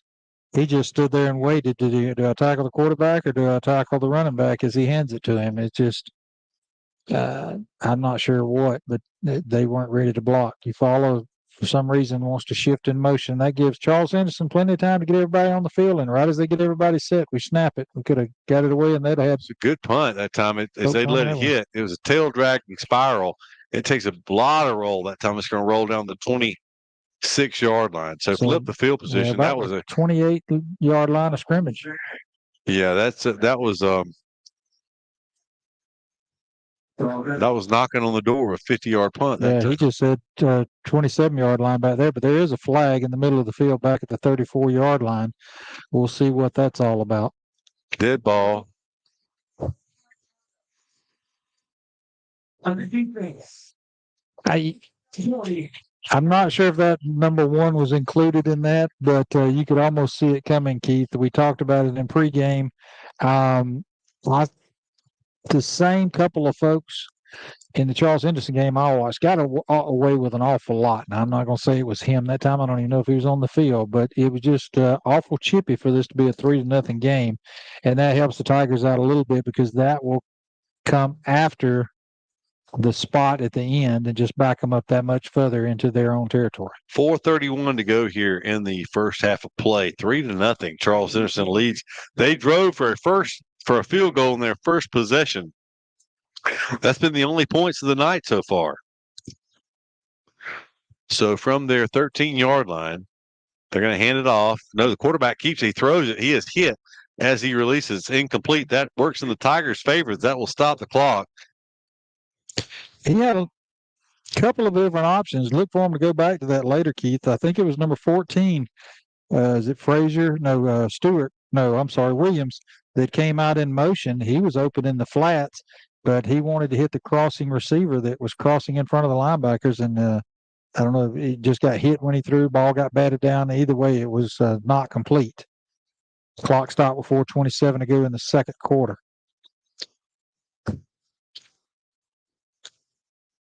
And I do have the banner on. So, going to throw that flare pass once again out into the flats. They were successful earlier, but this time Tigers are going to stop it for a 2-yard gain. It's going to bring up a third down possession play. 3rd down 8 now. Charles Henderson not wanting to do anything crazy here either. Both, according to the scoreboard, both sides has 3 timeouts. There's been several timeouts, but I think they were all officials' timeouts. So it'll be under 14 minutes before the Trojans snap the ball here on the 40-second play clock. We're at 3:52 and counting, still 18 seconds on the play clock. It was slow to go in motion that time, but Charleston's in no hurry, but you follow if they can stop them on this 3rd down play, would look to get good field position. No backs, not scared to air it out as they do, and it's complete, it's complete. Right in the heart of the defense. No safety for the Tigers, and this quarterback's is a sophomore. He's not who started the season for them, but he is. I've been impressed with him so far tonight. What was that, 12 or so? It was from the 16. That was about a 16-yard pass play there. So Charles Henderson converts. Clock in motion with 3:25 to go in the first half play. 3-0 the score in favor of Charles Henderson. 3 receivers to the wide side right. It'll be a handoff to the running back this time. He's going to run at the middle. It's a nice tackle, losing his headgear. Dias Barnett. It was a solo stop for Dias. He'll have to come out. Well, I'm glad he didn't get a penalty flag. Actually, the lineman that was blocking him is down. He's holding his left knee. He has a knee brace on there too. It was about a 3-yard gain. But the rule is if you don't stop, it's actually a penalty against you. And Dias had a hold to the running back. I don't know what you're supposed to do. Not let go. So he did the right thing and went ahead and made the tackle. But if he didn't make that tackle, oh yeah, the center of the field was open. So it was a good job by the senior Barnett.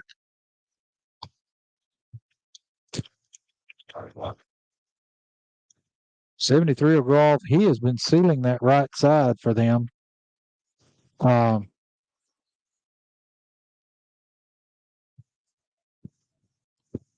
Start to say we take commercial break, but they were going to be back before we could even get it started good. Trojans will have 2nd down and about 6.5. 3 minutes and 10 seconds to go in the second quarter. They lead 3-0 in this game. Yeah, it's been a pretty rapid moving first half. 7:48 Central Time here, with this little bit of time left in the second quarter. But it's been kind of an anticlimactic game so far.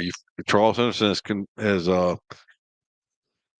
score 3 points. They do have more first downs than Eufaula does in this first half. We'll give you the stats at halftime, but yeah. Second down on a short 7 here from the 35-yard line as they take the shotgun snap, looking to throw. They're going to throw it down the middle. It is incomplete, overthrown. Good job by the Tigers not hitting the receiver that time. It was Ben Jackson who was bearing down on the receiver, but when he saw the ball was overthrown, he just let up, pulled off, and didn't get the penalty. Yeah, the receiver had been hit before because he pulled up pretty quick too. Last report we had, Keith, by Merrill. We appreciate him giving us those updates. Catholic was ahead 14-0 in the first quarter. That's not a surprise there. Third down and short 7. Quarterback going to throw on a screen in the middle. It's set up, but Tigers are there, and good job to stop it to a 5-yard gain. It's going to be about 2 yards short of his first down. Decision time here for Charles Henderson late in the first half. They lead. They pretty much control this first half. 2:30 on the clock, a running clock. They bring in the special teams. We already saw them look like they might fake a punt earlier in this first half. So, and I don't see anybody on the Eufaula coaching staff saying watch fake, and I would be here. Well, did we even run the point? I think we left the defense in there and just all we did was bring a couple of folks. I can't hear you, Mike. There. Said you got 14 and 20 as the upbacks. They are going to walk up.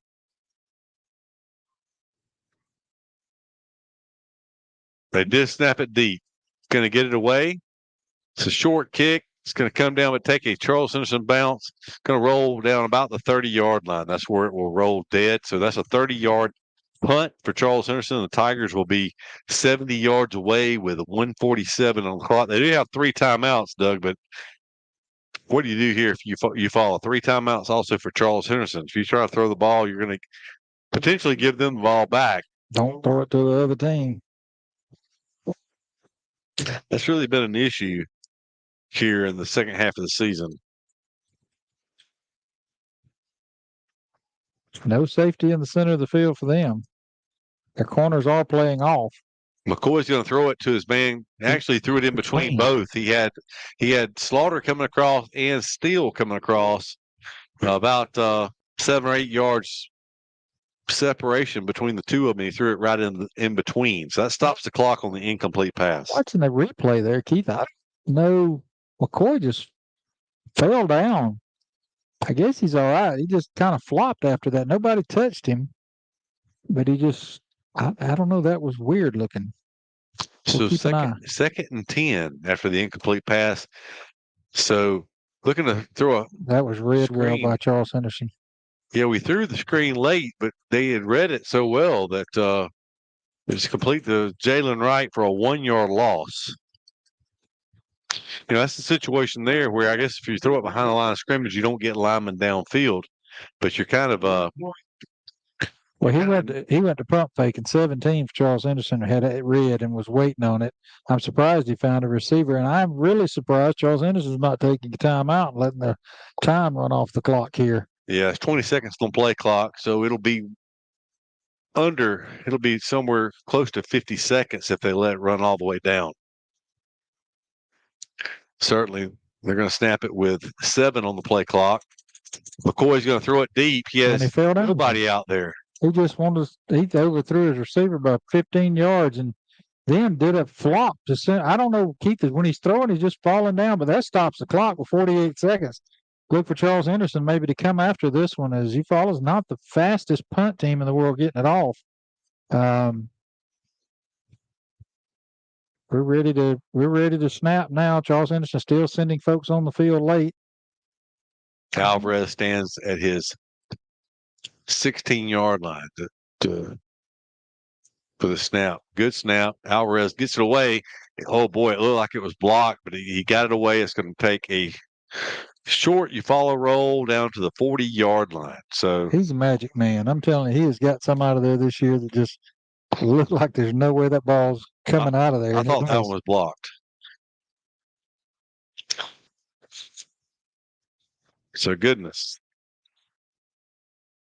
If I'm accurate on the stats, Doug, it's 6 possessions for Eufaula And I believe we have 1 first down. Well, all I'm going to say is we probably got time to go get a hot dog after we do stats because there's not a lot of them. Henderson's going to fake the snap. There is a flag. I didn't see you fall across. Jimmy did. Jimmy says no. Maybe Charles Henderson moved. And yes, false starts against Charles Henderson to back him up 38.4 seconds. You follow with 3 timeouts.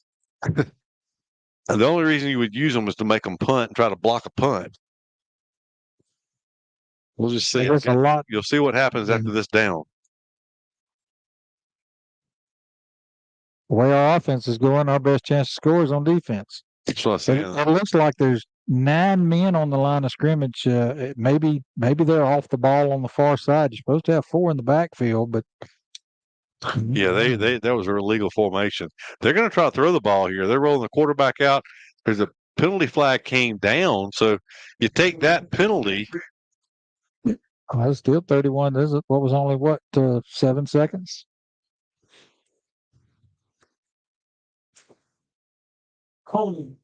It's interesting that you talked about the conversation before the game, and all the except for one time, which was obvious right here in front of us. All these holding penalties on the edge have been against the Trojans.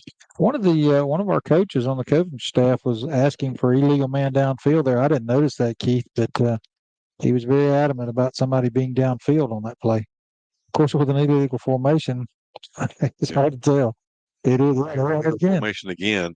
This time, though, good job by number 91 for Eufaula, Richardson, DeMarcus Richardson, as he brought the running back down from behind after a short gain. Tigers took a timeout. Tell you what, with 25 seconds, we hadn't taken many commercials. Let us take one. We'll be back after this commercial break. Since 1953, Flowers Insurance Agency has been protecting you and your assets with policies tailored to your specific needs. Whether it's commercial, personal lines, life insurance, or employee benefits, including your employer-offered health insurance, Flowers Insurance has you covered. With access to over 50 insurance carriers, we provide the trusted service and products you deserve. It's simple. Call Flowers Insurance in downtown Eufaula today and find your peace of mind. Chapel. Hey, this is Pastor Jimmy Simmons with Chester Chapel. We would like to invite you to come out with us to worship with us at 10 o'clock on Sunday mornings for Sunday school and 11 o'clock for a worship service, and then Wednesday night at 6:30. And as always, go Tigers. Hey, we're back at Tiger Stadium where it's second down, extremely long. Second down, about 22 yards to go for Charles Henderson late here in the first half of play. 25 seconds to go in the first half. 3-0 is the score in favor of Charles Henderson.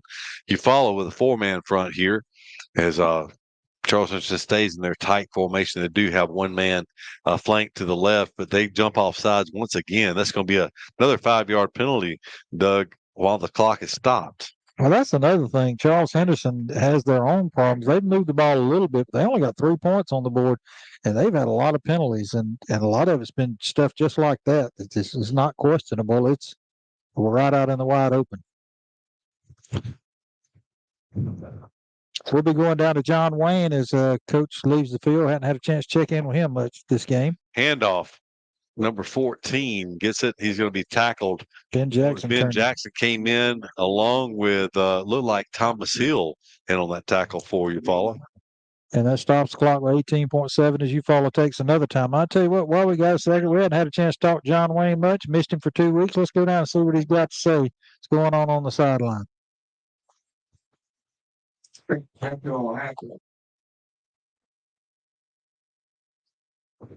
John Wayne? Well, there we go. You got me now? Yeah, it's been 2 weeks. You forgot how to cut the mic on down there, didn't you? I guess I accidentally bumped that thing. We're defensively, we're not doing terrible. I mean, we're going to get tired eventually from being on the field the whole game, but offensively in the trenches, they're wearing our tail out. And on offense, they don't have no gaps. They're ankle to ankle, just straight up the middle. But, I mean, until our offensive line can start making some progress in the forward direction instead of reverse direction, we're going to have a long night. Yeah, people are going to be surprised when we give this rushing stats. We are negative in a big way in the rushing. All I yardage see, is pretty pitiful. I wonder if my coach Hugh Freeze is over there, because that 14 to begin the game, he showed out running and they just went away from him. That's true. I'm glad they did.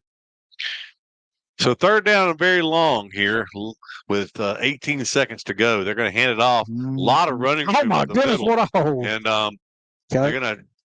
He's breaking tackles. He's going to have a first down and more as he's down the sidelines.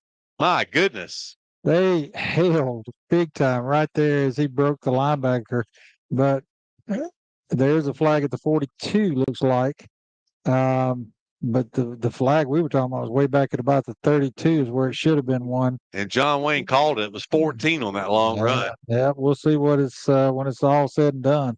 When it comes out of they're out at the 42 ready to mark this one off. So they're going to call that hold. But folks, there was one about the 32 that was allowed him to break to the outside, or they call it a personal foul face mask on the offense. So that was a 58-yard run, though, that partially nullified. He's going to, I don't know how you're going to figure out how many he's going to wind up with, because it doesn't move the first down marker unless you knew where the line of scrimmage was. It was at the 24-yard line. 6.5 seconds left. The ball's going to be at the 43-yard line. So, or 50, I mean, it's 22-yard line. So 21-yard gain? Yeah, I guess so. That's not the biggest gain of the night. He had 22 yards on his first carry. But the thing is, they converted that when Eufaula could at least force a punt. Yeah, now they got a legal formation. They're going to hand off again to the 14, and he just keeps people off of him. He's going to go down for about a 3-yard loss. 4-yard as the half ends, and that'll do it. The Trojans lead at halftime, 3-0 over the Eufaula Tigers. We'll go down to John Wayne here in a second as he catch Coach Jernigan going off the field.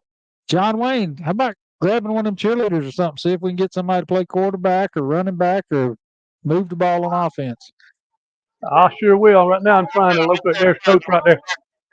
That face mask was, he stiff-armed our defender and grabbed that face mask, and that's where that call came. Hey, Coach, not a bad half defensively, but offensively down in the trenches, we're just getting wore out. Yeah, offensively, they whooping us up front. We got to find some matchups that we like up there, and we can't get nothing going offensively. As a whole, we're not playing good right now. It's a little bit surprised because we had a good week of practice with a week off. But defense playing pretty good, and they basically keep us in this game right now. They're keeping us in the game. Just get some offense so they don't get too wore out. Yes, sir. Go make them adjustments, Coach. Thank you.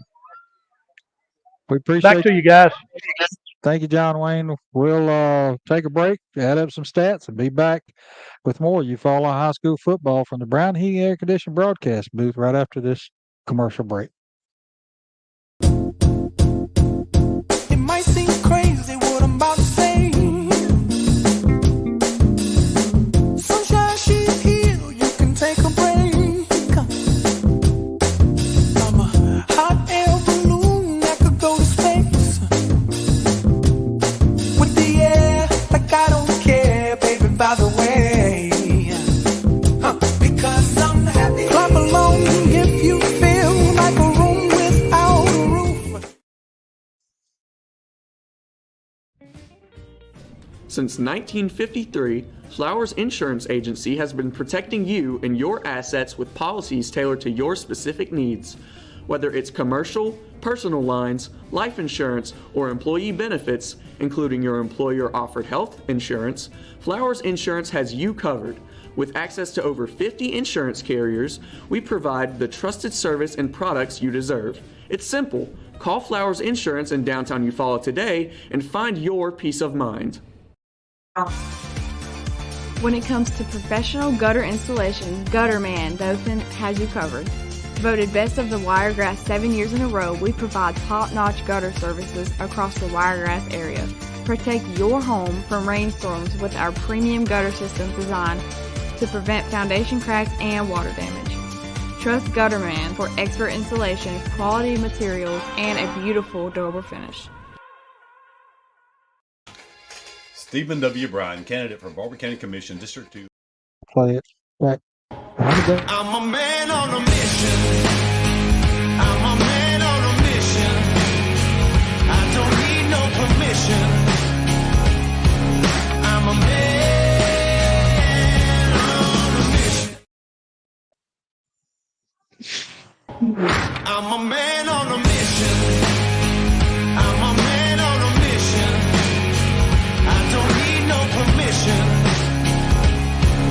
I'm a man on a mission.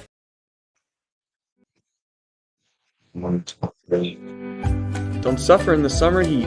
Benefield's Heating and Cooling in Eufaula has you covered. Locally owned and operated, licensed and bonded, we're your trusted Bryant Factory authorized dealer. And just like Brian says, we service everything we sell. So stay cool all summer long with Benefield's Heating and Cooling. Call 334-695-8039 today and be a cool cat this season.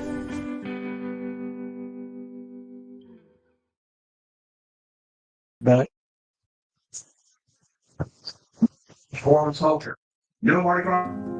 At Glover Funeral Home, family means everything. Owned and operated by Kendall and Caroline Hanahan Glover. We live by our motto, our family serving your family. We treat each family we serve as one of our own, providing care and support during your time of need. Our dedicated staff is available 24/7 by email, phone, or in person. When you need us most, Glover Funeral Home is here for you because family always comes first.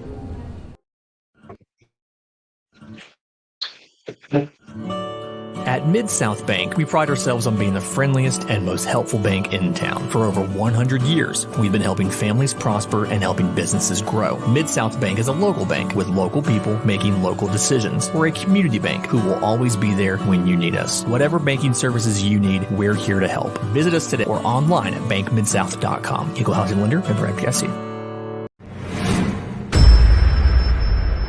Easy Metal Building Kits, pole barns, and metal roofing supplies. APEC Metal Express carries multiple kit sizes and colors with at-home DIY instruction. APEC Metal Express. Fast delivery, superior quality, excellent customer service. When it comes to professional gutter installation, Gutter Man Dothan has you covered. Voted Best of the Wiregrass 7 years in a row, we provide top-notch gutter services across the Wiregrass area. Protect your home from rainstorms with our premium gutter systems designed to prevent foundation cracks and water damage. Trust Gutterman for expert installation, quality materials, and a beautiful, durable finish. R.W. Wingate and Company is a full-service accounting firm and a supporter of Eufaula High Athletics. They are located at 102 North Orange Avenue, Eufaula, Alabama, but licensed in multiple states. Richard W. Wingate has over 25 years' experience in public accounting, and the firm's services include personal and business tax preparation, bookkeeping, sales tax preparation, payroll services, audit of nonprofit and government entities, and business consultation. In 1983, the first mobile phone was introduced to the public by the Motorola Company, and that was the same year Pam Freeman started her State Farm business. For 40 years, both have saved time and money. Whether it's auto, homeowners, condo renters, personal articles, business, life, or health, Pam Freeman State Farm has been there for you. Call Pam's office and let Kathy Bennett help you with all your quotes and needs. You won't find a more helpful staff anywhere. Come by and see them at 322 East Barber Street in Eufaula or call 687-7034. Benny Whitehead Incorporated has called Eufaula home since 1965. Today, the family-owned business owns and operates 119 tractors and trailers and employs over 150 people. Benny Whitehead is nationally known as a leader in safety and keeping the air clean and fuel consumption low. Benny Whitehead Incorporated loves Eufaula and would like to wish Lakeside and Eufaula safe and successful season. Spectra Care wants to remind you it's always the right time to talk with children and teens in your life about the dangers of substance and alcohol abuse. Tackle those tough conversations about underage drinking and substance use. Head on with the young people you care about. Talk. They hear you.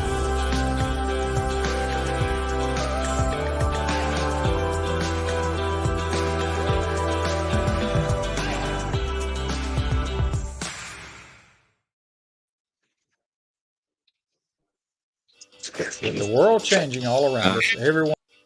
With the world changing all around us, everyone needs to be covered by insurance. So give Eric Glover with the Glover Agency a call and talk with Eric about auto, home, life, or last week's football game.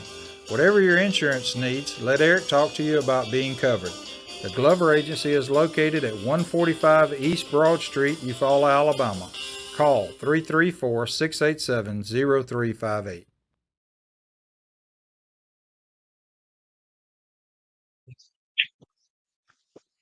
All right, we're back at Tiger Stadium. We've been frantically trying to add up these stats to kind of give you an idea of what has transpired here in the first 24 minutes of action.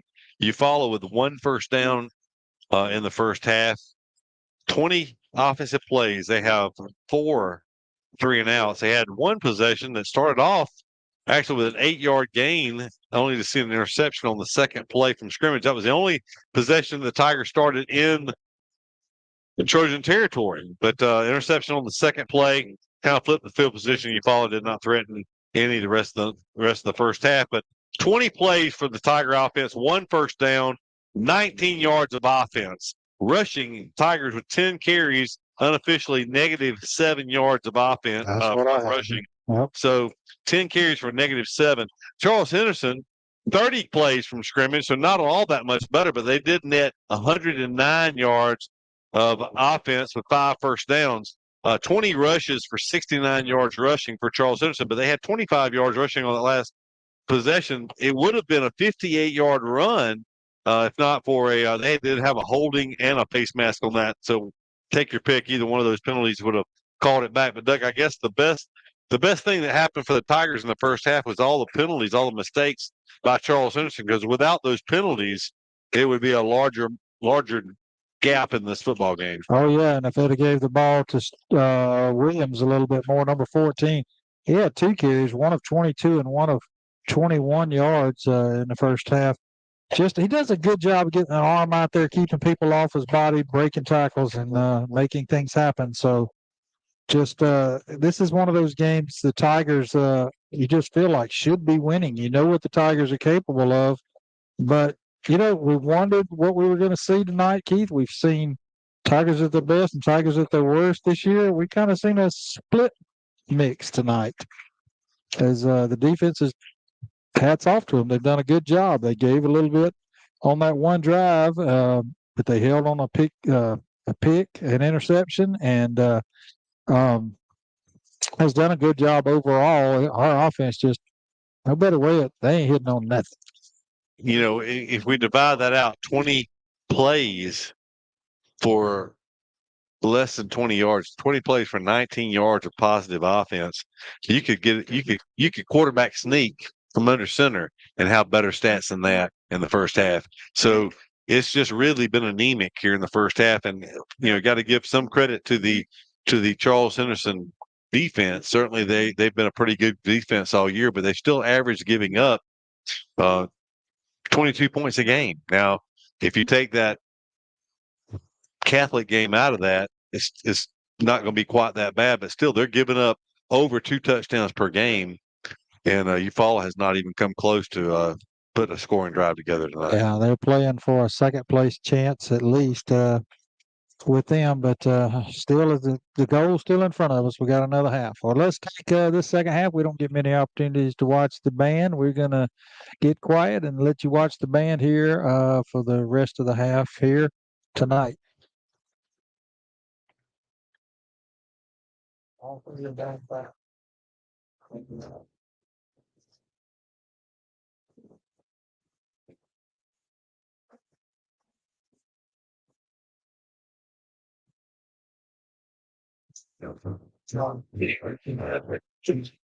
goodness, they didn't stand up.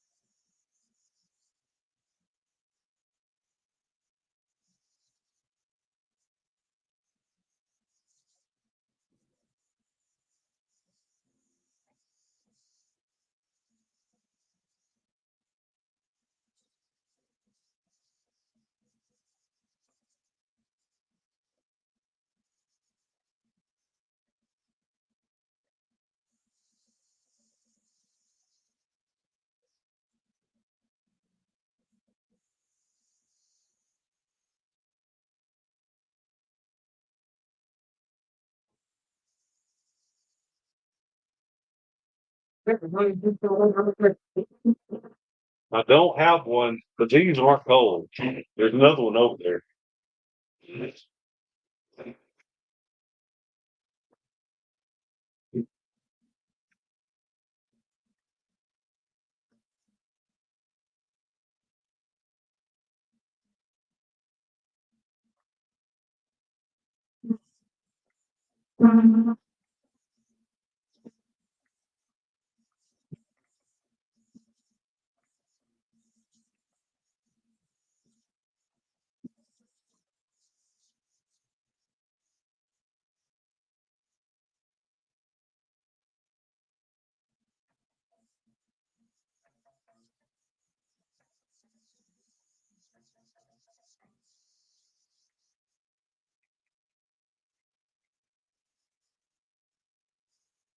What's that?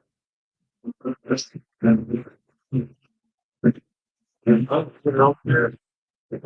suit is found it up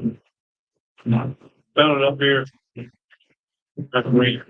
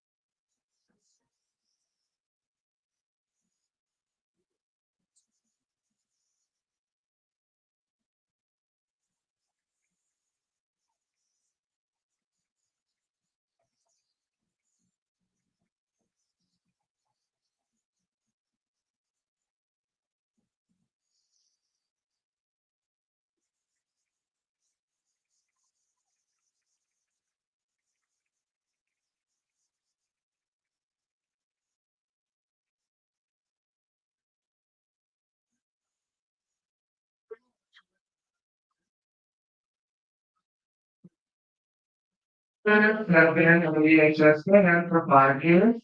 Some from the Equality Skills Band program since 6th grade. You have all been a very important part of this year's EHS band, and we wish you the very best for your future. We will all miss you next year. From left to right, we have Senior Devon Williams, Bank Whitfield, Jalen Turner, Brianna Quinn, Lacey Mitchell, Jasmine McKinnon, Natasha McCoy, Deontay Marshall, Kate Lucas, Trinity Calise, Mania Jackson, Kaylee Holloway, Logan Henderson, Nikki Garrett, Lyric Camp, Robert Pant, Jemiah Denson, Ashlyn Darby, Hannah Clark, Season goes long. Evan Campbell. Dennis Luca Martinez. Figure it out. Anthony Berry. And John Speedy. Now standing cheer as the EHS band class of 2025 plays Root Ready for Tigers.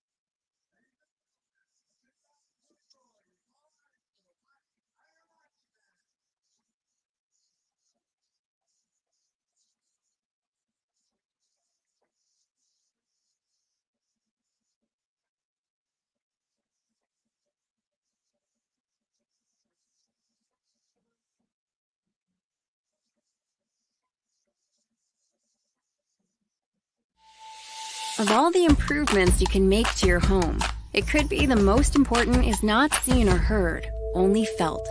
The ultra-quiet, energy-efficient Carrier Infinity Home Comfort System provides premium comfort with a whole home air purifier that gives you confidence you're breathing healthier air. It's an essential part of any healthy home.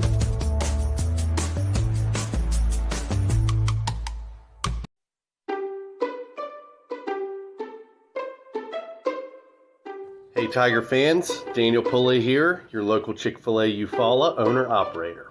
We are proud to be the official sponsor for the Eufaula Tiger Coaches Show.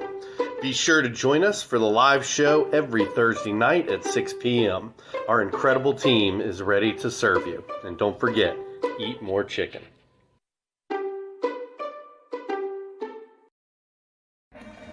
Good call or bad call, officials always have the final say in sports.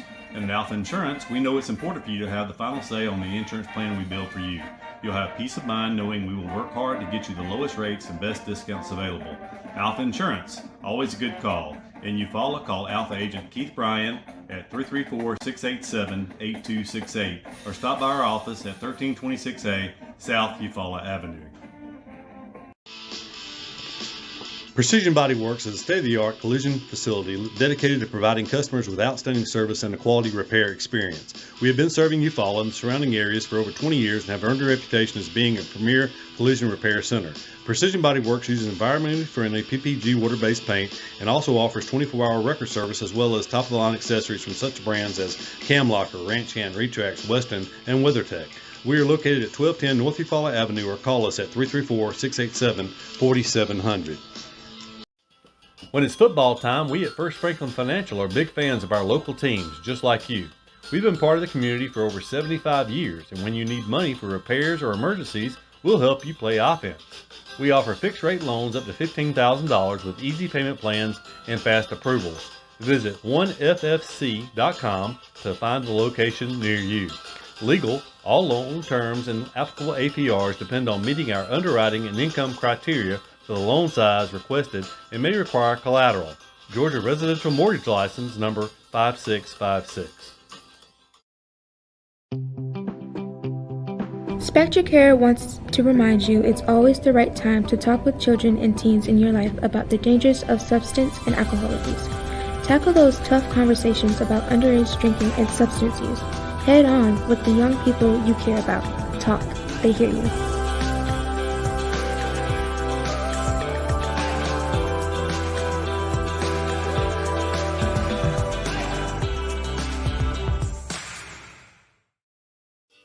With the world change. You feel locked over. We're gonna move. We're gonna wait for the house a little bit, and you can tell it too. The crowd kind of lethargic.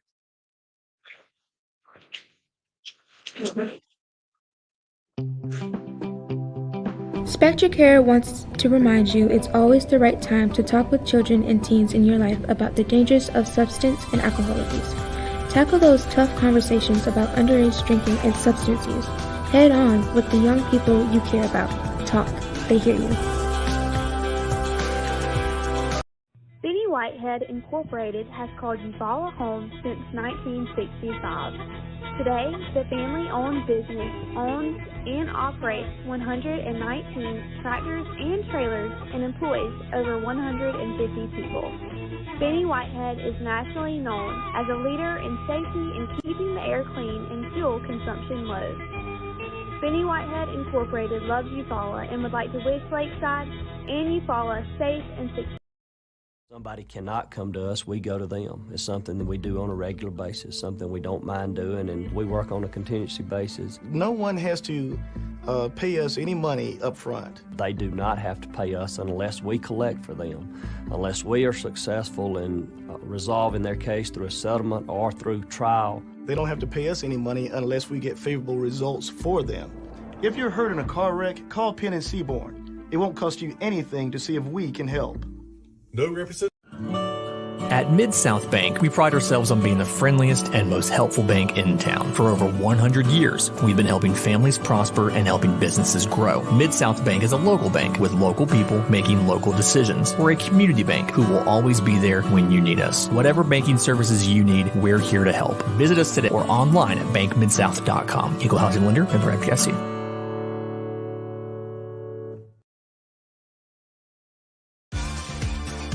When it comes to professional gutter installation, Gutter Man Dothan has you covered. Voted best of the Wiregrass 7 years in a row, we provide top-notch gutter services across the Wiregrass area. Protect your home from rainstorms with our premium gutter systems designed to prevent foundation cracks and water damage. Trust Gutter Man for expert installation, quality materials, and a beautiful, durable finish.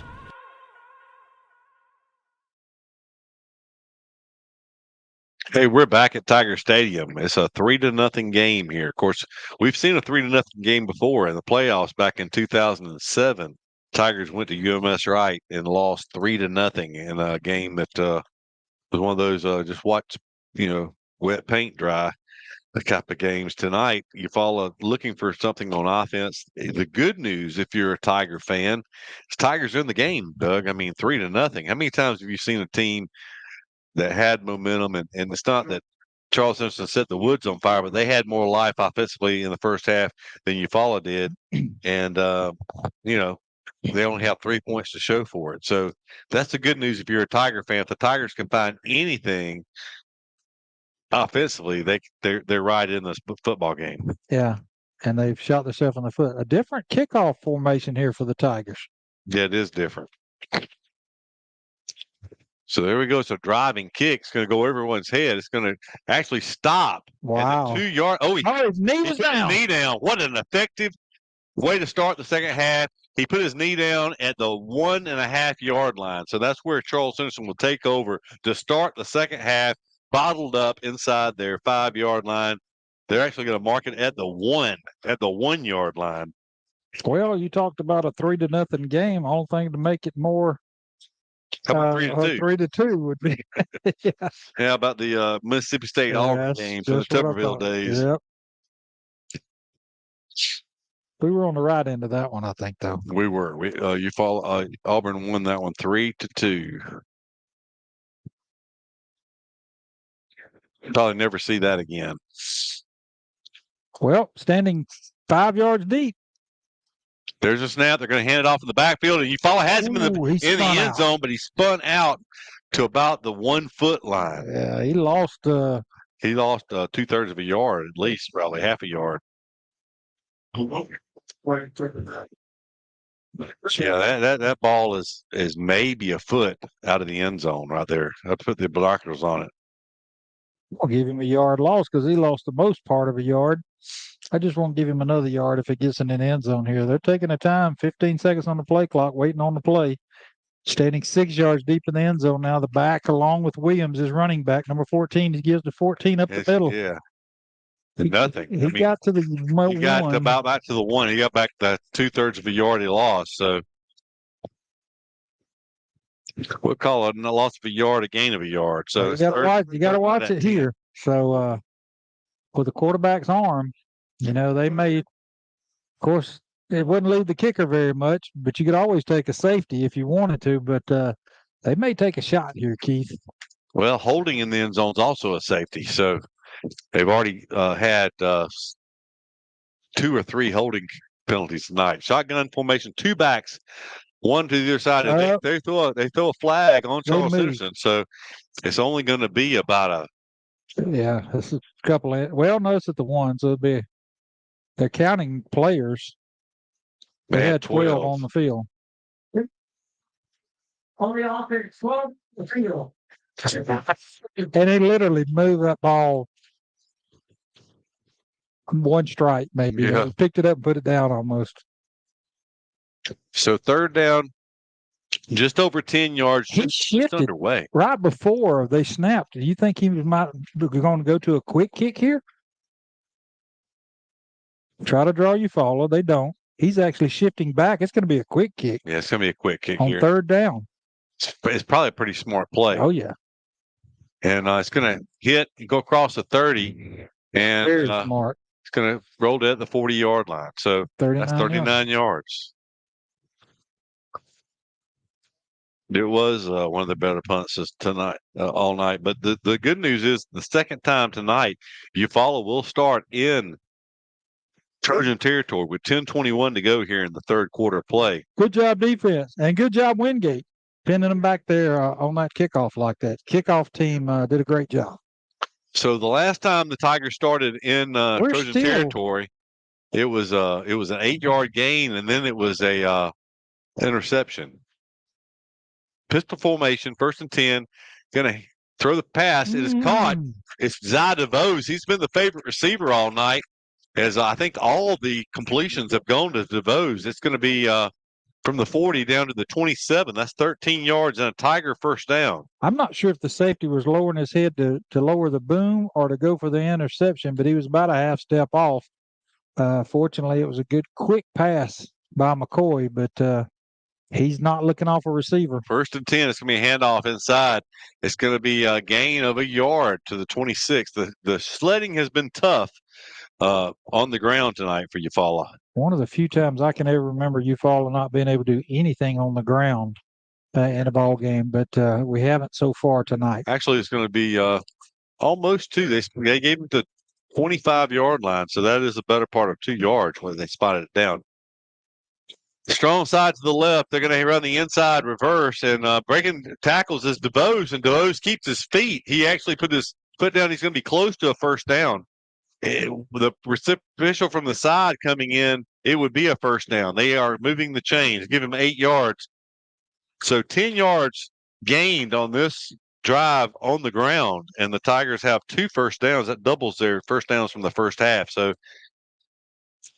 in the red zone or in the green zone, as Coach Jernigan likes to say, 1st and 10 from the 17-yard line. Tigers changed some things up here in the 3rd quarter. Handoff to Jalen Wright, looking to turn the corner as a holding. We saw it. It was a good call. It was holding right on the edge, and it's going to cost the Tigers 10 yards. We hope it doesn't derail this drive.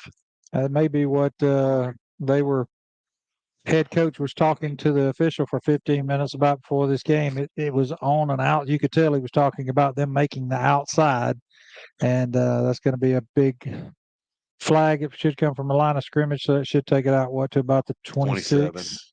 27. We got Jonathan Butts checking in at left guard position, so they're making some shuffling on the offensive line. But the Tiger offense has shown some life here on this possession, more so than we have a 13-yard completion and a couple of runs for 10 yards.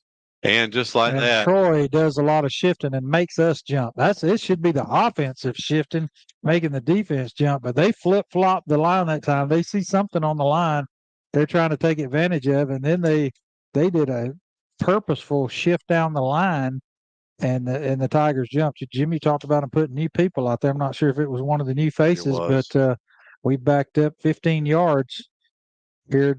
Hadn't even snapped the ball again. 1st and 25 now. The Tigers, you figure they're going to have to throw the ball here as the yards have been tough on the ground. McCoy drops back, going to throw a deep pass. He has a man out there. It's Sakai Steele. I think they're going to call holding. If it's holding, It could be pass interference, but if it's holding, it would be an automatic first down. I didn't see it flag. It's right in front of John Wayne. Let's go down to John Wayne and see what the call is. What'd you see, John Wayne?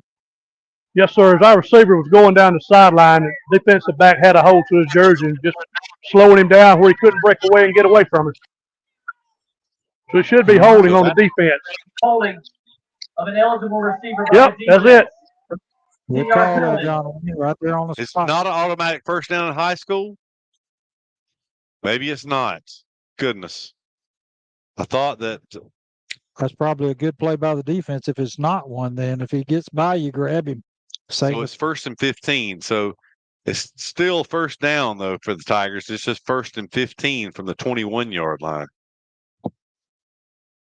You might as well just tackle him if he goes past you. Absolutely. Yeah, don't let him get by you. If you fall down, reach up and grab him. Oh, no. Gotta hand it Wow. off. Good job by Torian Slaughter, but they're going to. I wonder if that's going to be a face mask on Charles Henderson. Where they threw that, you'd normally see a hold, but a Tiger is coming off the field with its helmet off. It had to be ripped off somehow. So we hope this goes against Charles Henderson instead of a hold on Eufaula. We'll see. It was about a 6-yard gain on that run by. I don't know Torian how Slaughter. we could have held anybody because they were all wrapped around the quarterback and the running back. Our running back did an outstanding job of getting out of that. He's standing like he's going to mark it off against Eufaula, but we'll see. An illegal participation. Oh, come on. Why did his helmet come off? Yeah, so I don't know if you could hear that. They called illegal participation because the helmet came off. He continued to participate. That's 15 yards. So we're right back to first down, but it's first down now and 25. First down and 25. Going to throw a wide receiver screen. Kind of slow developing over there. The Tigers going to pick up about maybe 5 yards as it was kind of a hitch in the giddy up that time as they threw the pass complete, but it was the delayed start over there. So 5 yards on the completion, and it'll be second down and about 22 yards to go. Well, you get a 15-yard penalty for your player playing too hard, and they get a 15-yard penalty or 10-yard penalty for tackling a wide open touchdown. Just don't seem right. Motion back to the right side. McCoy's going to roll this way. He's got pressure. He's going to throw it late. He throws it up. It's kind of up for grabs. And it almost came up with it. It was a great attempt by DeVos, I believe, down around the 3-yard line. He went up and almost came. It was three defenders all around DeVos, and DeVos out-leaped him and almost came down with the football. So we're outside of Wingate field goal range. We were all the way down with a 1st and 10 at the 16-yard line inside of field goal range, Doug, to tie this game. So this is a very important play here. So what do the Tigers run some type of draw or safe play? Just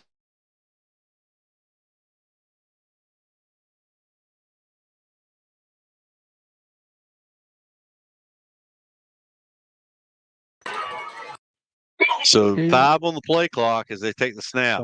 It's going to be pressured. McCoy's going to be, he's going to get a loose, but he's going to be tackled after a very short gain back to the 26-yard line. Be a 43-yard left hash kick, probably outside the limits.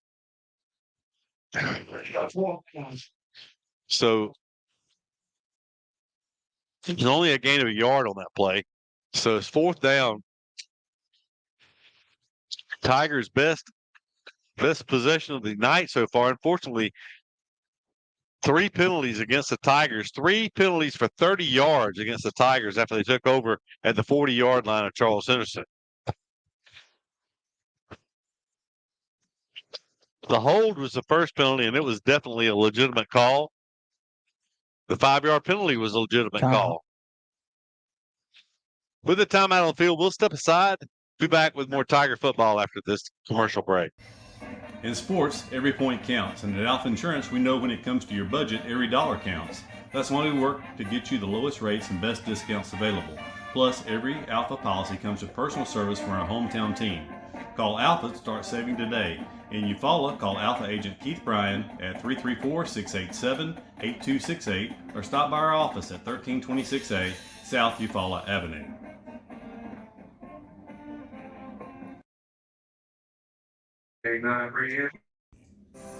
Barber County.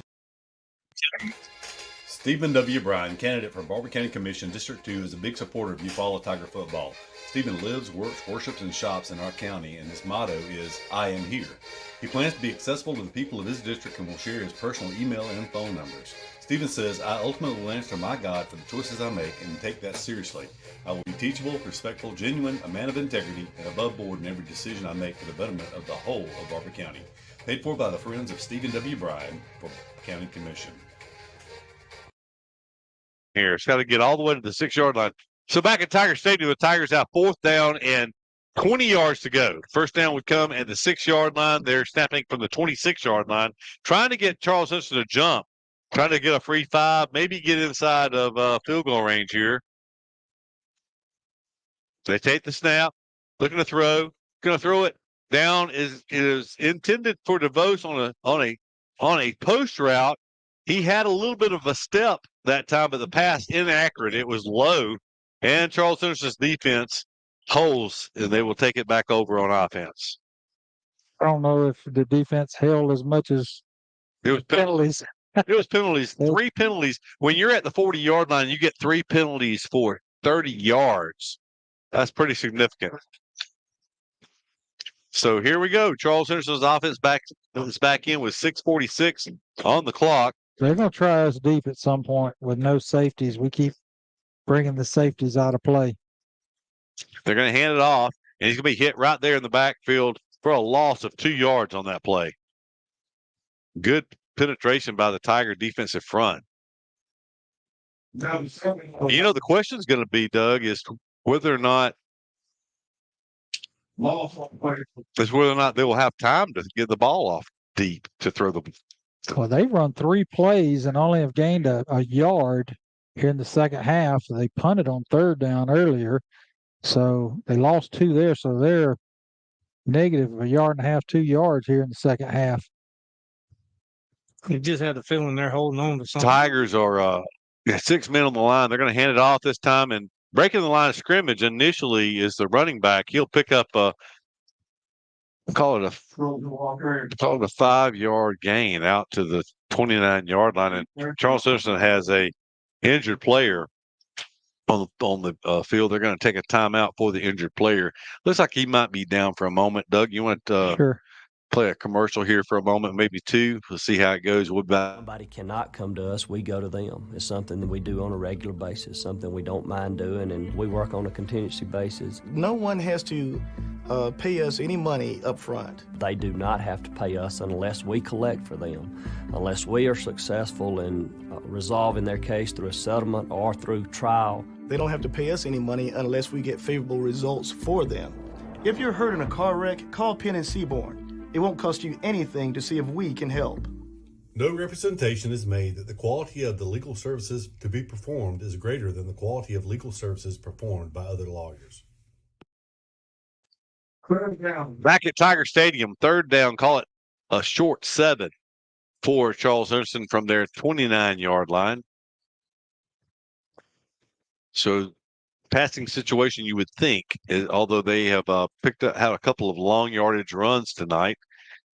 He loves to throw the flare to 20, but 20 just checked out. He was the injured player. 14, the running back with more yardage is in the backfield. He will take it. No, it's going to be a play action pass. Quarterback breaks containment, and he is going to pick up his first down as he had one man to beat, because when he got out of the pocket, I tell you, he shows pretty good speed and quickness, Doug. He may only be a sophomore, but once he broke contain, he had enough speed and quickness to pick up the first down. He picked up 10 yards when they needed 7. He is a sophomore, but that sophomore is in control of his offense. Well, it was when they were 3rd and 10, they picked up 14 on a flare pass on their first possession of the night. They went on to kick a field goal after converting that 3rd and long. We'll hope that the same thing doesn't happen here after a 10-yard scramble on 3rd and 7.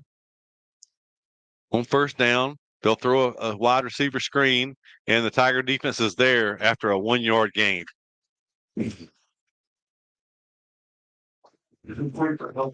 So the Tiger defense, Doug, had good pressure on him that time. They just lost containment. They rushed inside. They actually held that to no gain. I was watching their coaches over at the time, Keith, and the players. If you watch 33 seconds on the play clock, they've got a little field position here now late in the third quarter. Looks like Charles Henderson is trying to shorten this game a little bit too. Not running as many plays. So they're changing the play now with 18 seconds on the play clock. Looking to the sidelines. 3 receivers to the wide side left. They take the snap now, looking to throw. Quarterback's going to flex in the pocket this time. This time the Tigers are there. They're going to sack him for a loss on the play. That time it was Dias Barnett, the first person to reach up and grab the quarterback. So loss of a yard on that play. They'll bring up third down now, Doug. So hopefully the Tigers can hold in this situation. 3rd and 11. It's been unfortunate when the quarterback has scrambled. Tigers had taken. There's two looking. He's going to be taken down. And that was and a big. They'll lose 9.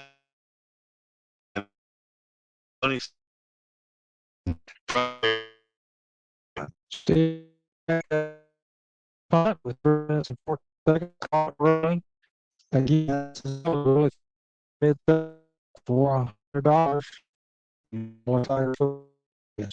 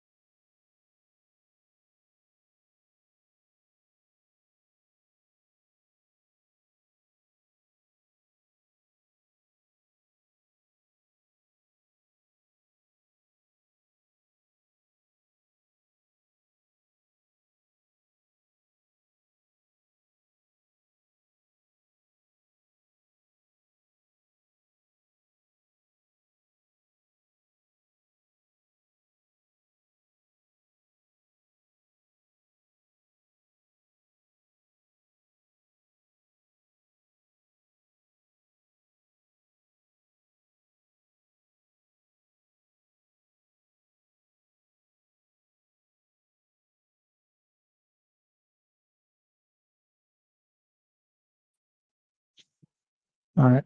We're back at Tiger Stadium. We missed one play while we were away. It was a run for no gain by the football is ripped out by Charles Henderson, and it's going to be returned for a touchdown, apparently.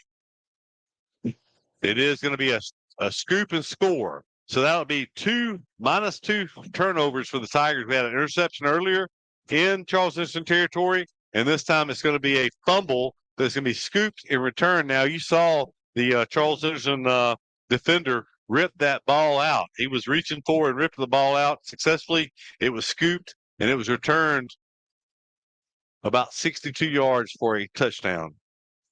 And we do see that it is freezing a little bit on the broadcast. We lost everything up here for just a minute a few moments ago, folks. Nothing we can do about it. We're hooked to DSL. I'll try a different streaming agency later, but when you lose all internet for a minute, there's nothing we can do about it.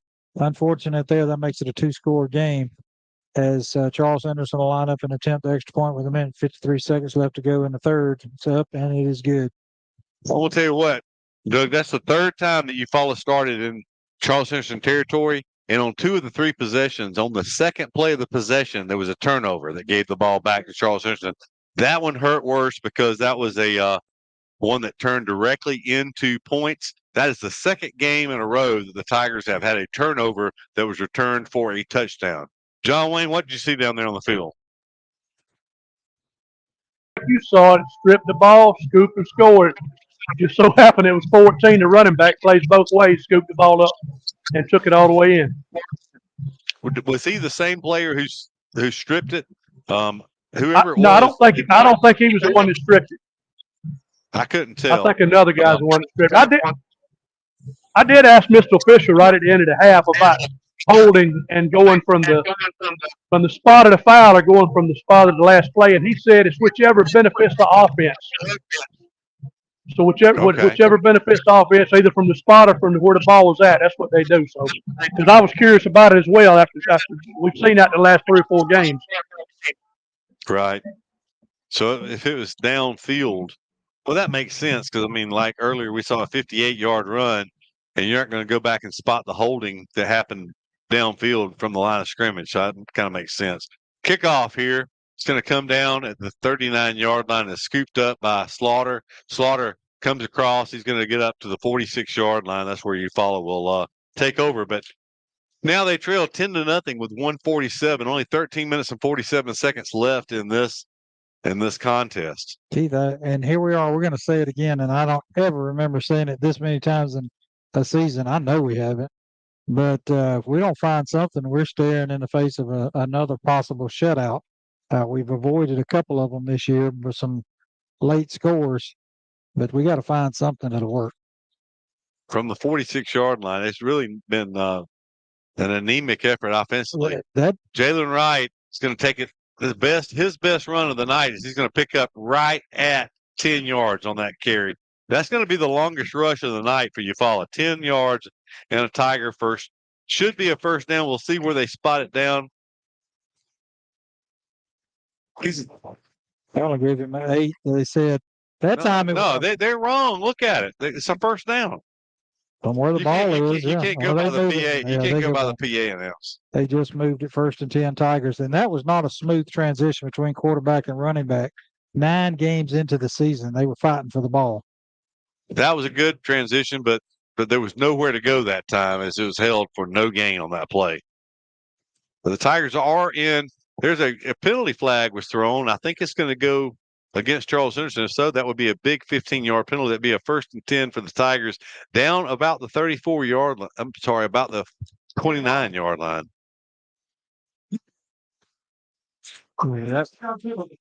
That defender that got caught on that's he's been getting real chippy here lately, and I think the white hat finally had enough. He's been getting in the guys' faces and doing little taunting stuff. So, well, it wasn't the number 1 that we talked about earlier that got in trouble, but he's getting very vocal down there. Yeah, he wasn't even involved in that. Watch him. 11. Watch him as he drops over and plays safety now. He may be involved here in a minute. So first down, it's a high snap. McCoy keeps it, and he is just snowed under for a 2-yard loss at the 31-yard line. Doug, there's really not a whole lot that a back or quarterback or anyone can do when you're getting hit in the backfield, when the line of scrimmage is being reestablished into the backfield. As they would have said at that Cochran area reunion, the Plowboys would have said those are lookout blocks, because that's exactly what they are. They turn around and say, "Look out, Jimmy, here he comes." So 2nd down and 12 from the 31-yard line. Only a 4-man front for Charles Henderson, but McCoy's going to throw a pass. It's going to be caught. Nice throw and a good catch. It's right down near the first down marker inside the 20-yard line. It's going to be a Torian Slaughter on the nice reception. 12 yards on that reception.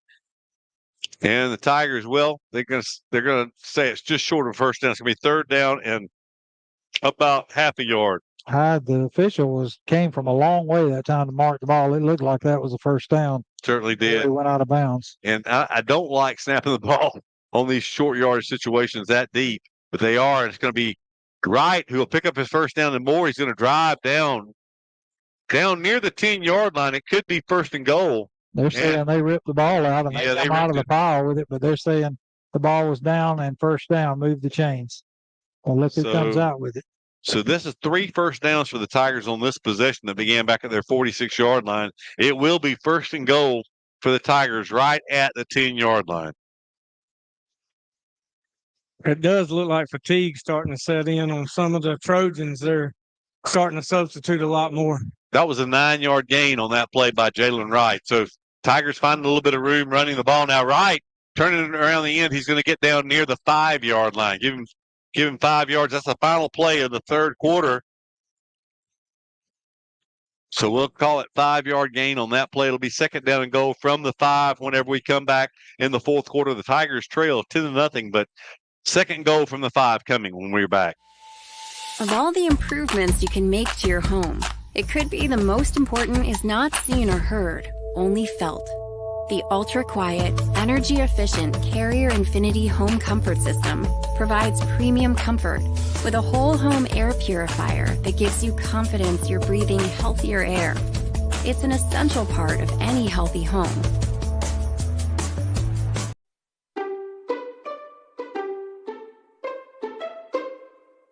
Hey Tiger fans, Daniel Pulley here, your local Chick-fil-A Eufaula owner-operator. We are proud to be the official sponsor for the Eufaula Tiger Coaches Show. Be sure to join us for the live show every Thursday night at 6 p.m. Our incredible team is ready to serve you. And don't forget, eat more chicken.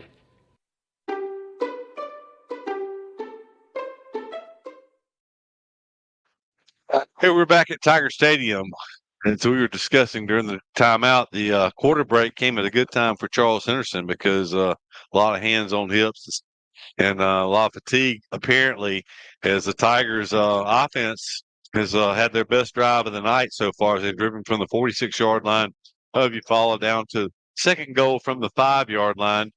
Doug, hopefully the momentum that the Tigers carried into the end of the quarter will continue here in the fourth. Tigers huddling, something that you don't see them do all that much, is actually out back at the 6-yard line. It's where they have the ball spotted when they change ends. Under center goes Ty McCoy. And Tigers came out in what we used to call the G line set. And Charles Henderson was short a man and wisely took a time out there to start the fourth quarter.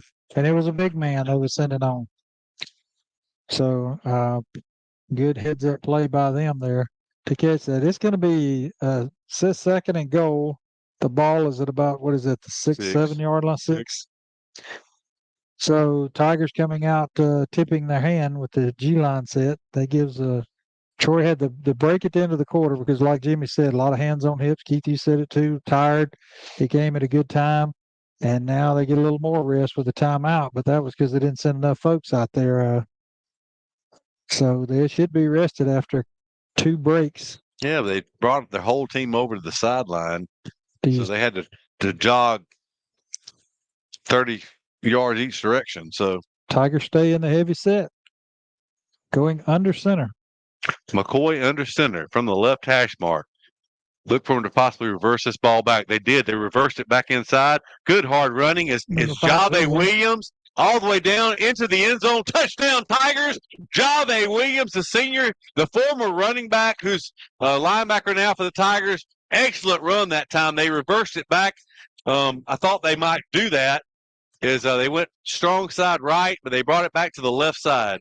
I thought the official on this side was going to mark it. The official on the far side immediately said touchdown.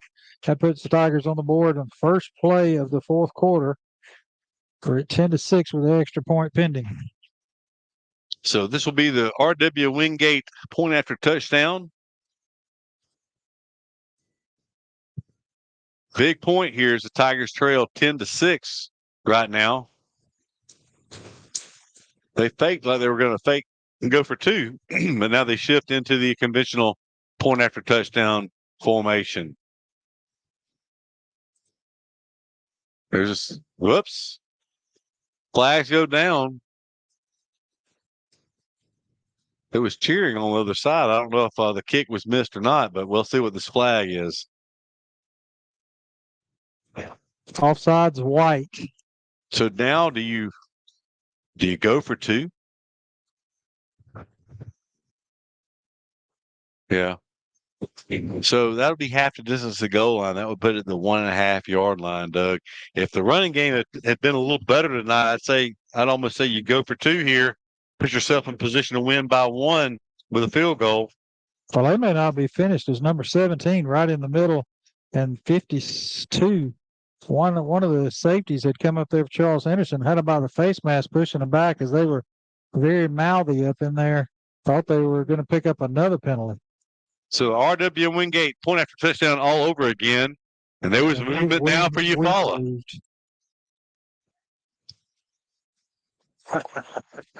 I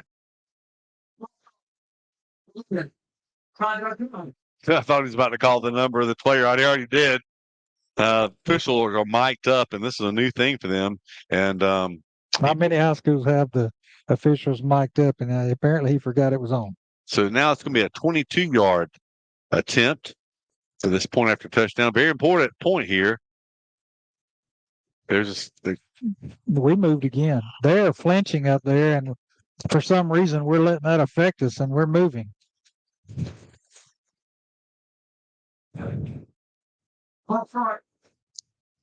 So tell them to shut their eyes and just do what they're supposed to do. I mean, when you're blocking on extra point, you just step down anyway. Don't let them flinch. You just wait for your count or look at the ball or whatever you're supposed to be doing. I mean, that's 3 penalties on this point after touchdown try. 1 on them and now 2 on us. Yeah, 10 yards on us, 1 yard on them. Yeah. So too bad it didn't go in a different order there because this has really backed it up. It's going to be a 27-yard point after touchdown attempt now. Kicks up, and the kick is good. Good job. And there's a flag down in the backfield, yet another flag. They had a lot of pressure on Wingate in his face that time. Good job by Cooper to get that kick up and good. And it's 10-7 now, as this apparently is going to be a post-play foul.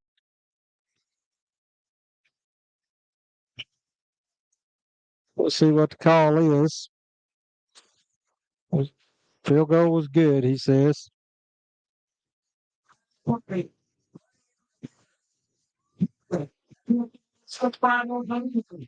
yards on a running into the kicker, so not a lot of difference, but Wingate did an excellent job last time putting it over their head and down. It just kind of spun dead at the 1 yard line. We'll see if he can pull some magic out of that foot one more time. So that was the first play. There's 11:56 to go in this game, and if you go by game trends, even though they had a scoop and score, the Tigers 7-play, 54-yard drive, and they really kind of asserted their will a little bit on that possession, Doug, as they had a 10-yard and a 9-yard, a 5-yard, and scored on a 6-yard run. So the running game finally got on track a little bit on that possession. And of course, it was some substitutions. We saw the Tigers kind of shifted up the lineup a little bit on the line of scrimmage. Yeah, we'll see as we've yet to get our 5 yards here on this kickoff. And the defense can come out and make a statement.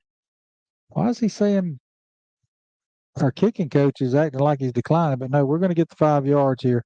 The defense can come out and get a 3 and out, make a statement, and then the old momentum would have finally come over to this side. Would even be better as a turnover. We're -2 on turnovers tonight. We've had an interception and a fumble that was returned for a touchdown.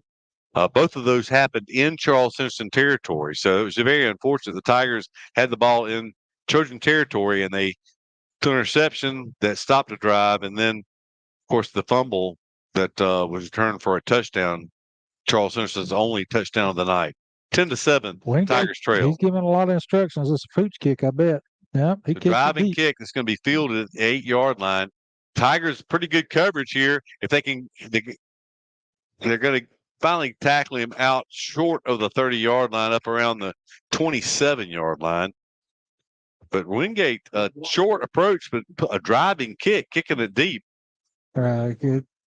Saw something there as Charles Henderson, very similar to what Eufaula did a lot early in the season. They were determined to return it all the way in front of their bench, and that allowed the Tigers to at least get downfield and stop him at the 26. Maybe they marked him 27-yard line. 11:47 to go in the fourth quarter. Henderson comes out trying to make something happen here on this drive. Yep. 2, 4, 6, 8 on the line of scrimmage for Charles Henderson. That is a legal formation. They'll hand it off around the right end, and there's holding on the edge. No flag, but it's going to be a 3-yard gain down to the 30. So, but Doug, I mean, I sat there and I know you looking at it through the binoculars. I am too. There were 8 men lined up all the way across the line of scrimmage. Number 20 was down earlier. He's down again. And we'll keep it here because they're going to help him up. He was the young man that was down earlier. He's going to go off the field here to be in. They just changed it. I was fixing to say that actually hurts Charles Henderson because the play clock would have been a 40-second play clock, but when you have to have somebody helped off, it'll drop back to a 25-second play clock. So 2nd and 7. Play clock will start when he gets off the field and everybody gets set. He looks like he's got a cramp. He looks like he's cramping up. We talked about how many they had going both ways earlier. It's starting to show a little bit. 14 ought to be tired after that long run he had down the field a while ago. Bear in mind, this Charles Henderson team defeated Andalusia 28-12 about 3 weeks ago. Pistol formation. Oh, their back was leaning, and they got called for a penalty there. It was 2nd down and 7. It's a big penalty there because if it's 5 yards on Charles Henderson, make it 2nd and 12. It was going to be a running play. And it's surprising that it was the line judge that threw that and not the head judge back there in the back where you normally see that call come from. So I appreciate the line judge looking in the backfield like he did, but we'll take it. It was pretty obvious.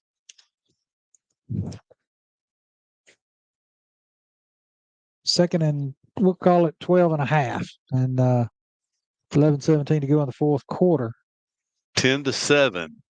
Charles Henderson leads this one over Eufaula. They'll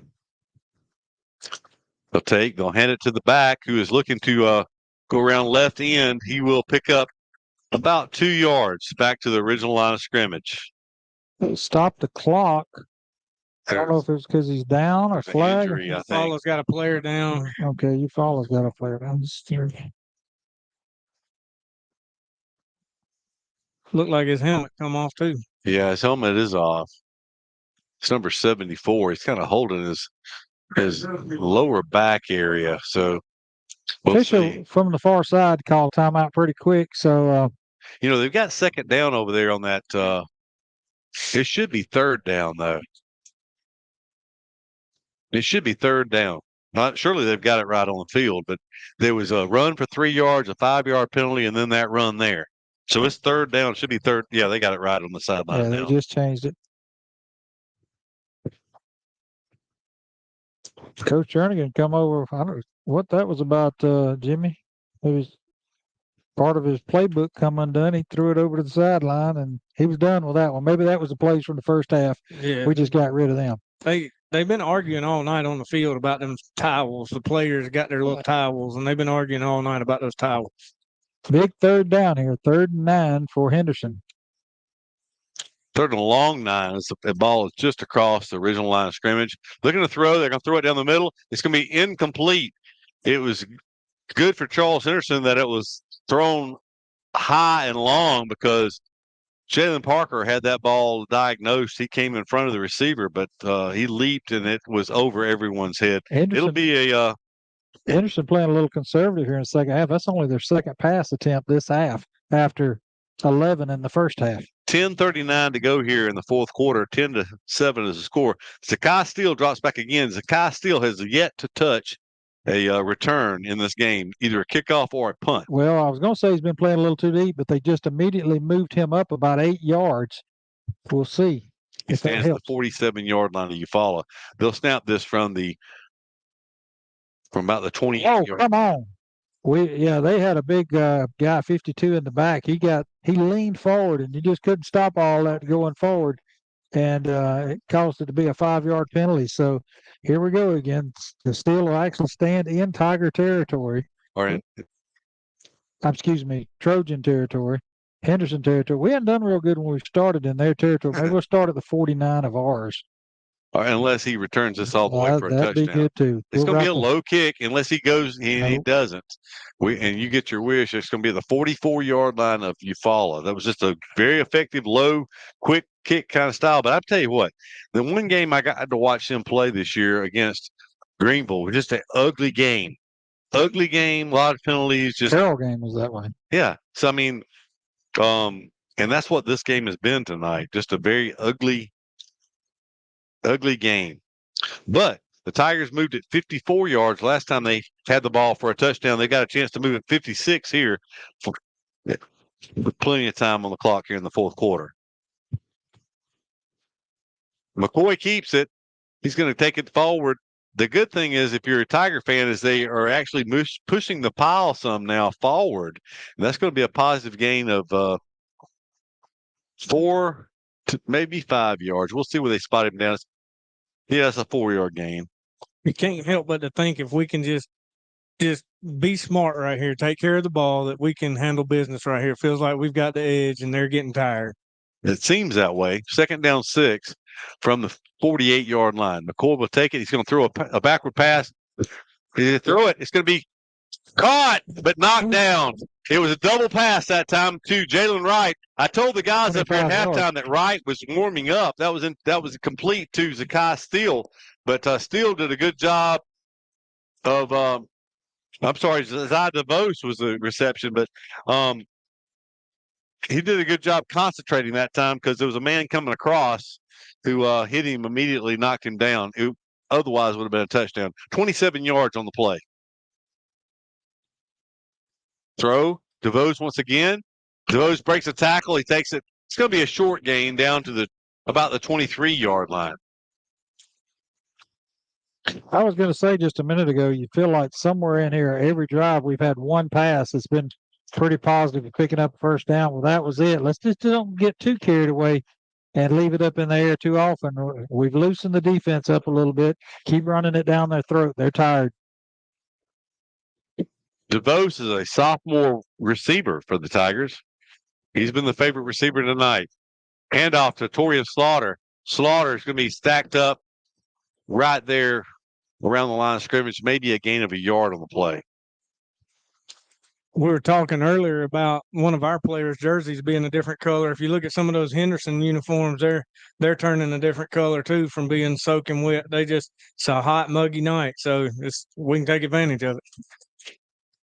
It's 3rd down and 6 for the Tigers. 8:32 and counting here in the fourth quarter.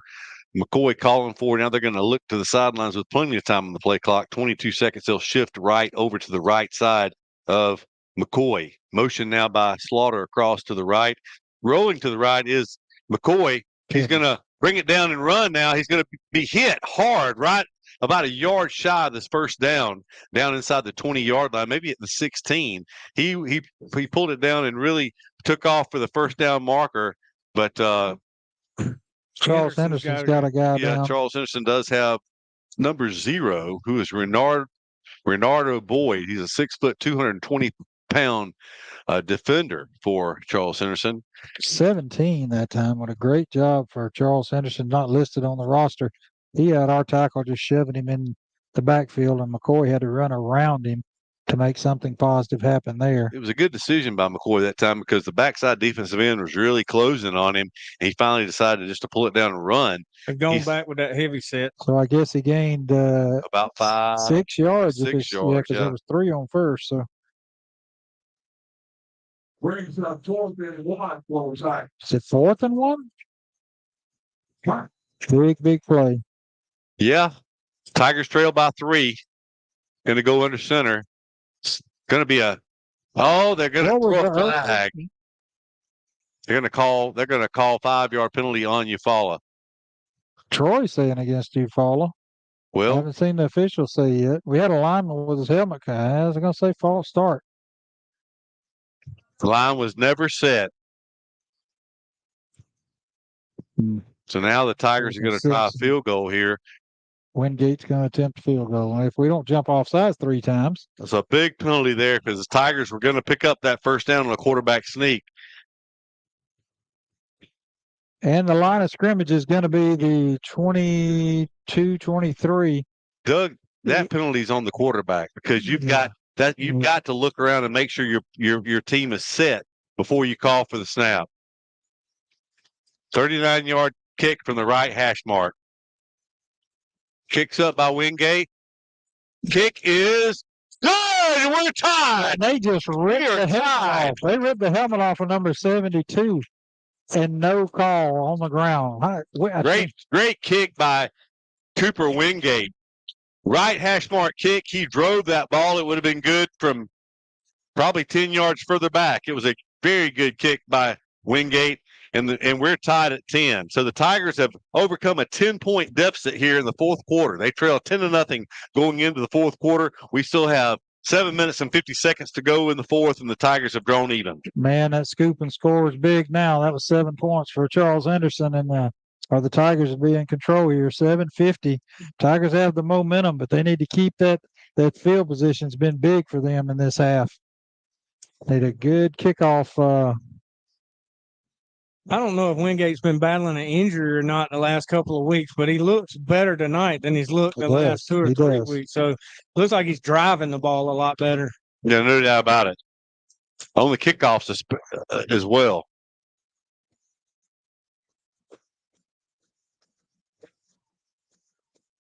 All right, I don't know who swapped sides of the couch or turned the head around backwards, but leave it like it is because things are working good. So only a 3-yard approach. It's going to be a pooch kick this time. It's going to come down and field it at the 28. They toss it backwards, and finally we tackle him up across the 35.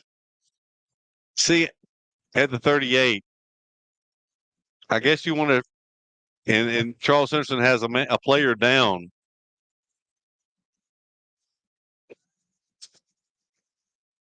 It's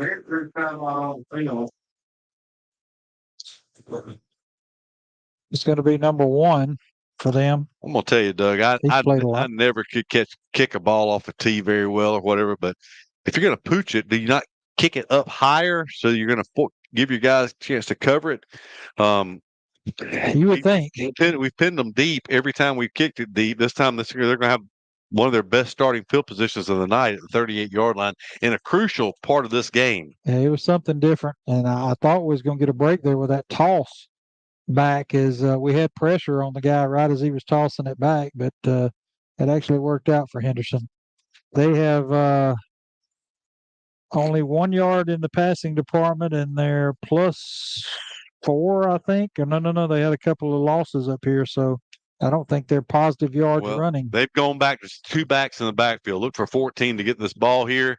No, the quarterback's going to keep it, and nobody is there to cover him, but a good job by Zion Martin, who came from inside to bring him down after a 7-yard gain. But quarterback keeper that time, and nobody had the quarterback on that option play. Yeah, we talked about them being conservative in that especially late third quarter. You could see them trying to shorten the game. This time they come out with what worked on that drive early in the ball game. 2nd and 3 now for Henderson. And they're using a lot of time. They'll try not to give the ball back to the Tigers. Yeah, 73 is back in the game for Charles Henderson. They hand it off up the middle. He's going to have his first down as he's running hard. He's going to take it to the 49-yard line. That'll be just enough for a Charles Henderson first down. It's probably not a bad thing there. Instead of it being 3rd and 1 or an inch or so, he picks up the first down, because after that 7-yard gain on first down, they were ahead of the sticks. But even if the Tigers stop them here, the field position has been flipped. Eufaula's going to have it deep, but first order of business is stop the Trojans. 6:40 and counting here in the game, tied at 10. Jimmy's going to call up that 1-800 turnover, TURN. They are due. OVR. They are definitely due. Going to hand it off up the middle. 14 looking to turn the corner. He's running hard. We've got a player in tow. He had a hold of the jersey. He was just trying to hang on for dear life. That was number 30 that time, who had Randy Screws. But it's going to be a gain of 7 once again on first down. Back-to-back first down plays with 7-yard gain, Doug. What Tiger defense had done a good job of slowing them down to this point of the second half, but on this possession, it's been a greater sense of urgency out of Charles Henderson. Couple of new fresh people in on the defensive line for the Tigers. Trojans have it right there in front of their bench on that hash mark. The coach is basically spotting everybody. He's telling everybody where to get, so that's an advantage. Going to hand it off. Tigers have him in the backfield. They are going to make the tackle this time for a loss. That's a big play. That's a 5-yard loss back to the 48-yard line. First down would come all the way down at the 41 of Eufaula. So it's going to be third down. Let me tell you what was big about that one, Keith, is he's standing over there on the hash mark now. He's actually going out again. 14 wasn't in the backfield. 20 was in the backfield that time. So Eufaula was able to key that 14 wasn't going to get it. It was either going to be the quarterback or 20, and it paid off as they got him for a big loss. 5:10 to go in the fourth quarter. Tie game at 10. Third down and 7. They gave him progress back to the 48-yard line. So 3rd and 7. The first down would come at the 41-yard line of Eufaula.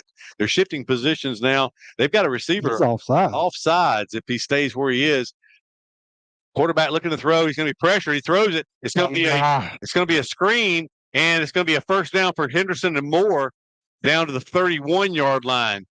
And that's the second time they have caught us with a dump off to a running back that's really hurt us. We had nobody at home, nobody covering the running back. That pit play, they needed 7. They picked up 7. I'm sorry, they picked up 16. I'm not so sure, Keith, that he was supposed to be blocking, and they just saw him open and made it happen.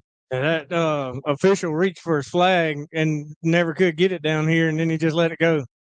What was the penalty? Wide receiver offsides. Oh, yeah. And they are trying to milk the clock down, not give Eufaula any kind of chance here. Going to hand it off. 20 is going to be hit immediately. Good job by Lamons. Kevion Lamons. 3-yard loss back to the 35-yard line. Well, we got him for a 5-yard loss the last time. That's what I was going to say, Doug. We've seen that. We've seen the Tigers reminisce some other Tigers up in Lee County on 3rd and long, give up some 3rd and long plays tonight for some reason. Well, they still got 25 seconds on the play clock, just under 4 minutes. They can run 2 more plays, and even if the Tigers stop them here, probably not get the ball back till about 2 minutes left. Going to be a sprint draw, but a good job by the Tigers in there quickly with Shamarion Smith, the first Tiger to make the hit. That's going to be another 3-yard loss. So it's going to be 3rd down and 16 now. You can tell the coaching staff knows Henderson is tired. As 20 checks out, 14's coming back into the game. Frazier out, Williams back in. They're trying a lot of misdirection, trying to make something happen. Now, with 3rd and long, they're going to take a timeout. And Keith, right, we'll keep it here in the Brown Heating Air Conditioning broadcast booth. We'll take it. Let's tell you what, we ain't been to John Wayne. Let's go down from the Spectrum sideline report and see what John Wayne's picked up. You guys have said it over and over and over. Charles Henderson's tired. I mean, it's obvious in the offensive line. They're just standing around. Defensive, but they were just standing around. And I'm going to go back, Keith, on you gave the Dubose a catch down here a while ago on our touchdown drive. That was 19 caught that first pass on that first down. And then on the field goal, Jackson did a great job of getting that ball down. He kind of bobbled it, and Wingate just kept his focus. He got a good kick. That's still. Yeah, I appreciate that. From up here, it's very difficult to differentiate 18 and 19. Right, but y'all are right. They are getting tired. They're getting very, very tired. All right, well, we'll take it back here. It's obvious they were tired, and the coaching staff again picking up on it for Charles Henderson. Now they've got a little breather. This is a big down, Keith, but it's makeable. If they could, they got an excellent kicker, not this good, but they got to pick up some yards. Look for the screen or a pass play because they're not getting it done on. Well, he's going empty backfield. He's going to throw the ball. Watch that little crossing route. Yeah, 3rd and 16. Interesting here, unless you might see a quarterback draw. He has hurt the Tigers with his legs, but they do have 4 receivers in here. That means they've got a receiver also on the end of the line somewhere. They're going to have a. We're not real sure who we're supposed to be covering. Oh, we want the blitz, is what he's saying. Yeah, quarterback drop back. He's going to throw it. It's complete. It's going to be tackled immediately, though, down to the 35-yard line. Out of bounds. That stops the clock with 3:14 to go. So it's going to be 4th down and 13 yards to go. I think they were just trying to pick up part of it there, Doug. I don't think they picked up enough to do what they want to do there. They meant to get more than that. They're going to go for it here. Really, if you punt and it goes in the end zone, it's only a 16-yard punt because it'll go to the 20. But they're going to take a chance here, I guess, and try to pin Eufaula back deep. I don't know that he can. His best kick of the night was 39 yards, and that was one that rolled. So it's sitting at the 36 now. So his best kick's probably going to land at about the 10. So it'd be a well spent $100 to take one to the house right here. Absolutely. 3:14 on the clock. Tie game, tied at 10. Eufaula trail by 10, have come all the way back. Wide. It's going to be a delay of game. But still has not touched a return all night. Zakai still here in the senior season is certainly due for a kick return. We changed out the whole line. You don't think we would go for blocking it here because I wouldn't want to get close to him and take a chance of a flag. Because it'd be an automatic. Well, it wouldn't be an automatic, I don't think. Would not? I thought it would. It'd be 15 yards. They had half the starting defense out there and then half the return team. Now they've got the whole return team. They're going to fake it, though. And they got 10. They fake it, and they're going to pick it up. Cow. There's a flag right here, and it's going to be personal foul number 11 running his mouth, and that was way. That shouldn't come at the end of the run. You know what? I think it's going to be on them. I say that it could be on us. But it was a flag. Charles Henderson folks ain't going to like it. 14 on that fake punt. You know, they're. Well, let's just wait and see what it is. That was the same formation they tried earlier.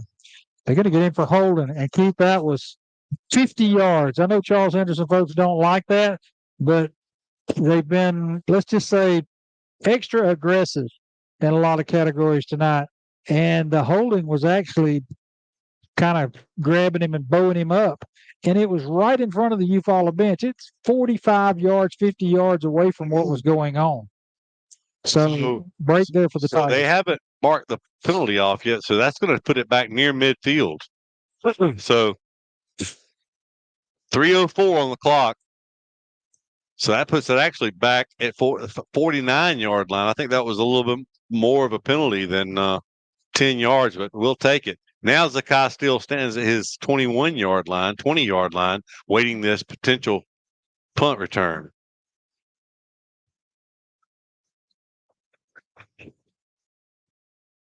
Snap it over his head. Low snap. It rolls back to the punter. It is a shanked punt. The Tigers are going to get this ball at the 41-yard line. That's about right. 2:41 on the clock. Tied at 10.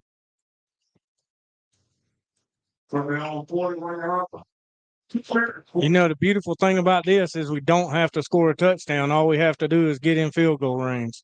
So there's not a lot of pressure on the offense. We just need to relax and be methodical. That's correct. Can't turn the ball over neither.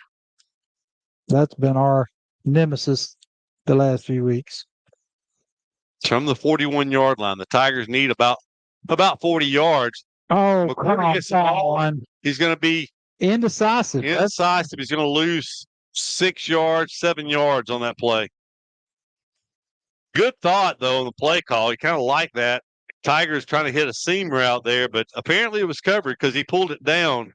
And better to pull it down than throw the interception in that crucial situation. Clock continues to roll. 2:11 and counting here. Second down and 17. Coy takes a snap. Going to look to throw. He's going to throw it. Nope. Would have been incomplete. It was a good throw that time, but a big hit on Zakai Steele up at the 45-yard line. It'll be 3rd and 17 now. Stops the clock. Charles Henderson looked for them to they have one timeout left. I don't know that they would take it. An incomplete pass to stop the clock for them anyway.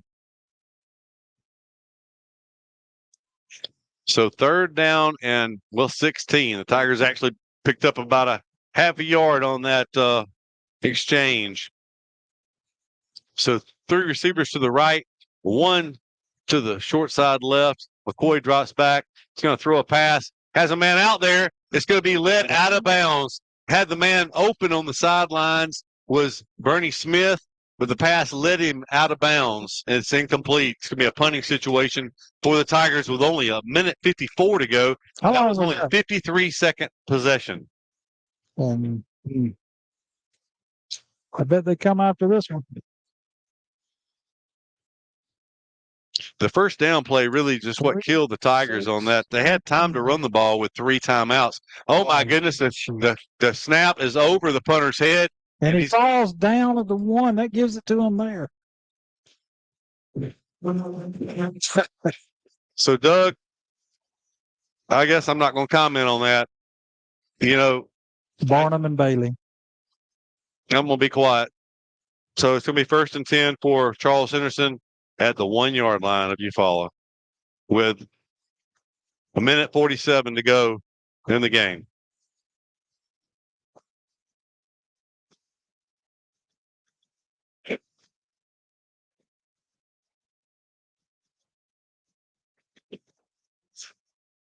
You know, in that situation right there, you have, we recognize our seniors tonight. Elliot Clayton was one of the seniors that was recognized, and he is the normal punt snap, deep snapper for punts. That play is short of the goal line, but unless the Tigers can come up with a 4-play goal line stand here, this is just going to run what time was left out. Clock still running, 1:24 and counting, and a timeout's going to be called. Well, Charles Henderson's looking to get into the end zone offensively for the first time tonight. Right. He isn't still looking for their 17th point of the night. Let's take a quick commercial timeout. We'll be right back after this break. When it's football time, we at First Franklin Financial are big fans of our local teams, just like you. We've been part of the community for over 75 years, and when you need money for repairs or emergencies, we'll help you play offense. We offer fixed-rate loans up to $15,000 with easy payment plans and fast approvals. Visit 1ffc.com to find the location near you. Legal, all loan terms and applicable APRs depend on meeting our underwriting and income criteria for the loan size requested and may require collateral. Georgia Residential Mortgage License number 5656.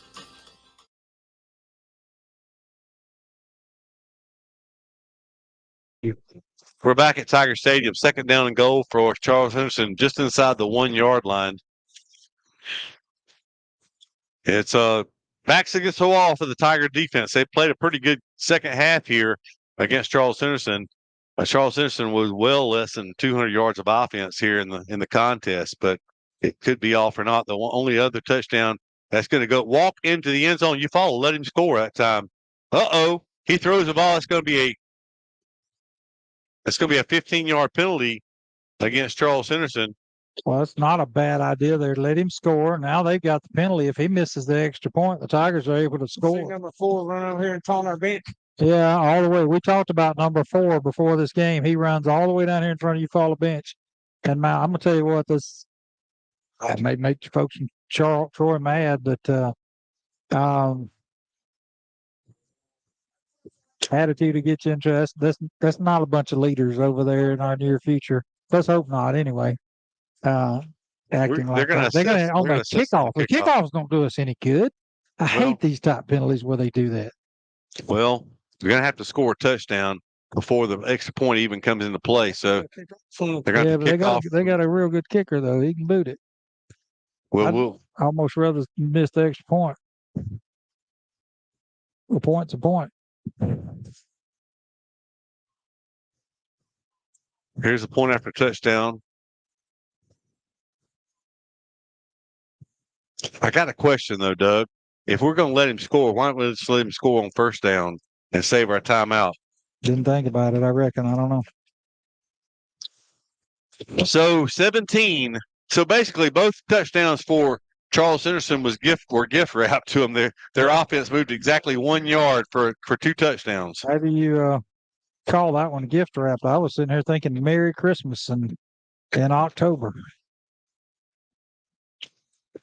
So it was number 14 who scored their touchdown. He scored both of their touchdowns tonight. One on defense, one on offense.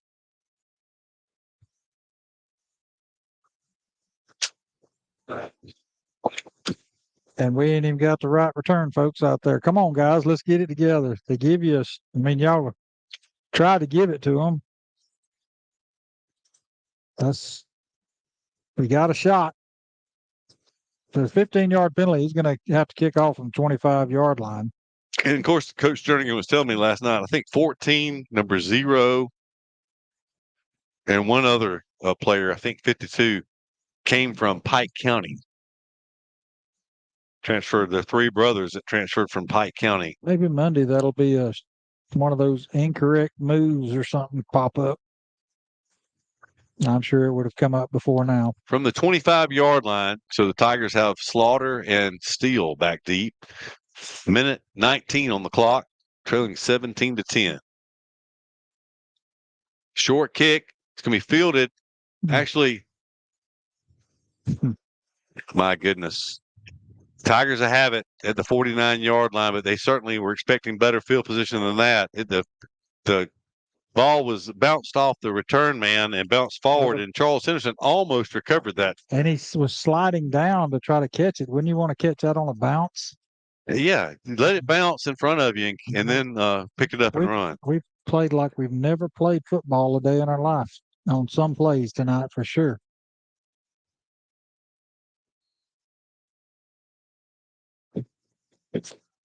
Minute 16 to go. McCoy drops back. He's going to be pressured. He's going to pull it down. He's going to run now. He has open field. He's going to turn it down the sidelines. He's going to be tackled, finally forced out of bounds, but in Trojan territory inside the 40, down around the 34-yard line. Still a minute 7 seconds left to go on the clock. So they're going to spot him at the 34-yard line. That was a 15-yard run that time by McCoy. He did a good job of avoiding the left number 5. It's been in there all night, putting pressure on him and making something happen there. Shotgun snap, McCoy rolling to his left. He's going to throw a pass. He's got a man there. It's caught. It's Satorian Slaughter. He's going to be down to the 20-yard line. They're going to stop the clock for the first down. So that play from the 34 to the 20, 14 more yards. A tired Trojan defense, 57.9. One timeout left for Eufaula, but they're up on the ball, ready to go as the clock goes in motion. 53, 52. As motion back across the formation. McCoy takes it. He's rolling to his right. He's going to pull down. The ball hits the ground, and it's a scramble for it. Eufaula will recover it, but they're going to have to call a timeout. Jalen Wright falls on it at the 29-yard line. That play will lose 9 yards on the Hey, I can't get after McCoy for dropping the ball there because it's the same guy we've talked about all night. He's just on that left side or the right side of our offensive line and just pushed past them all night, causing all kind of trouble in the backfield. But that's one thing we haven't seen. Charles Henderson has not had the ball on the ground on offense at all tonight. No turnovers. We're -2. And you might as well call that snap over the punter's head a turnover because that's the same as a turnover. So basically -3 is Eufaula tonight, whereas Charles Henderson does not have a turnover. So it's a huge part of this game. And we had to make a lot of adjustments at halftime just to get going forward in the second half. We didn't go forward very much at all in the first half, as our statistics at halftime showed. But despite all of the mistakes, the Tigers in a position to tie this game and force overtime. Certainly that's where we looked like we were going with 2 minutes to go in the game. The Tigers had the ball thinking about winning in regulation before the high snap. Out of timeouts now. Eufaula second down and 19 from the 29-yard line. McCoy's going to drop back. He's going to be sacked. It's going to be sacked. Hey, their player kept playing. Number 2 continues 0, and he don't have a helmet on. Where's the flag? Yeah. That cost us in a crucial spot a while ago. Yeah. Wow. It's going to be intercepted. That'll end it. with 12 seconds. It's intercepted. It was double coverage down there. I think we threw it to just threw it at. So the Tigers are going to fall to 4-5 on the season. Charles Central will improve to 5-3. Eufaula will fall in 3-3 in region play. The Tigers will be on the road next week at Early County to take on the Early County Bobcats. And 2 weeks from tonight, we'll be making that long trip up to Lionville, Alabama, and Clay County to take on. You sure? I guess Lionville is in Clay County. I think it is Clay County, Alabama. We'll be playing Clay County, Georgia, and then Clay County. No, I'm sorry. We'll be in Early County, Georgia, Clay County, Alabama.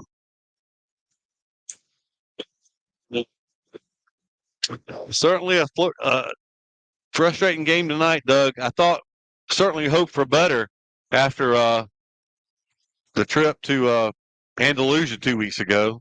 Certainly a frustrating. It was better than that. It was better than that, but not a lot better. But probably wraps up our homestand for the year. Oh, absolutely. Clay County, folks, we'll give you a little preview of what we're looking at in the first round. The Tigers don't give a better effort than we saw tonight. It could be a long night, Central Clay County.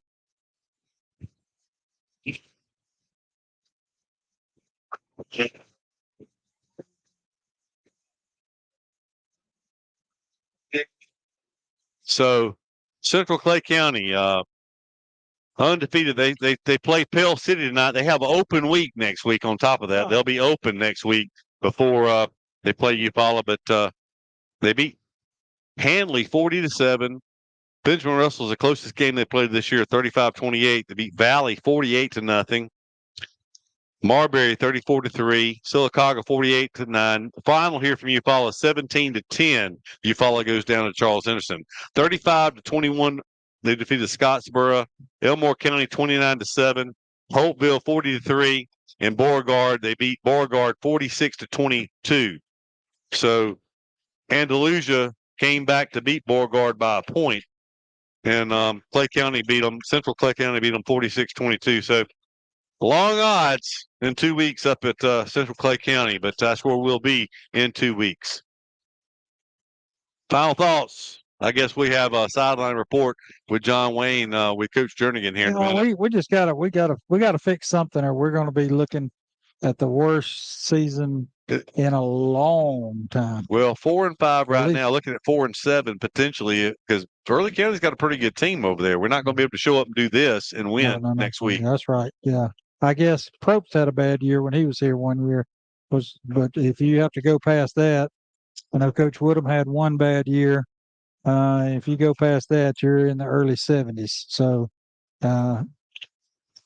need to rebound, get something right, try to pick up a win next week and go from there. Yep. Well, I'm trying to see. I see John Wayne. He's positioned down there to pick up Coach Jernigan when he comes across. So I guess we could. I guess Coach Jernigan is still way across the field, but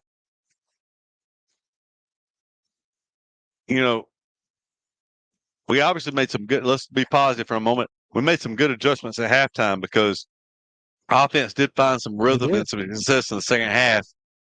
And part of that was due to the Charles Henderson wearing down. You kind of felt like the trend, we talked about it, the trend was good for Eufaula up until we lost 7 yards on first down when we had the ball late, and that led to a punt. Then the bad snap was the ultimate difference here at the end of the game. So frustrating ending. The Tigers were in position to pluck one, steal one away even after the scoop and score, but it was not to be. Let's go ahead and take it down to John Wayne, and maybe he's got something else for us. Yeah, I remember, it's hindsight, but here comes Coach. Hey, Coach, I know it's a little hindsight, but when we had that snap over the head, kick it out of the back of the end zone, get 2 points, and then you're looking at 3 points to win. But a great job of adjustments at halftime for us to come back out and battle our way back to get in this game just for a couple of mistakes that we had to just give them 14 points. I'm gonna let you talk to the guys, Coach.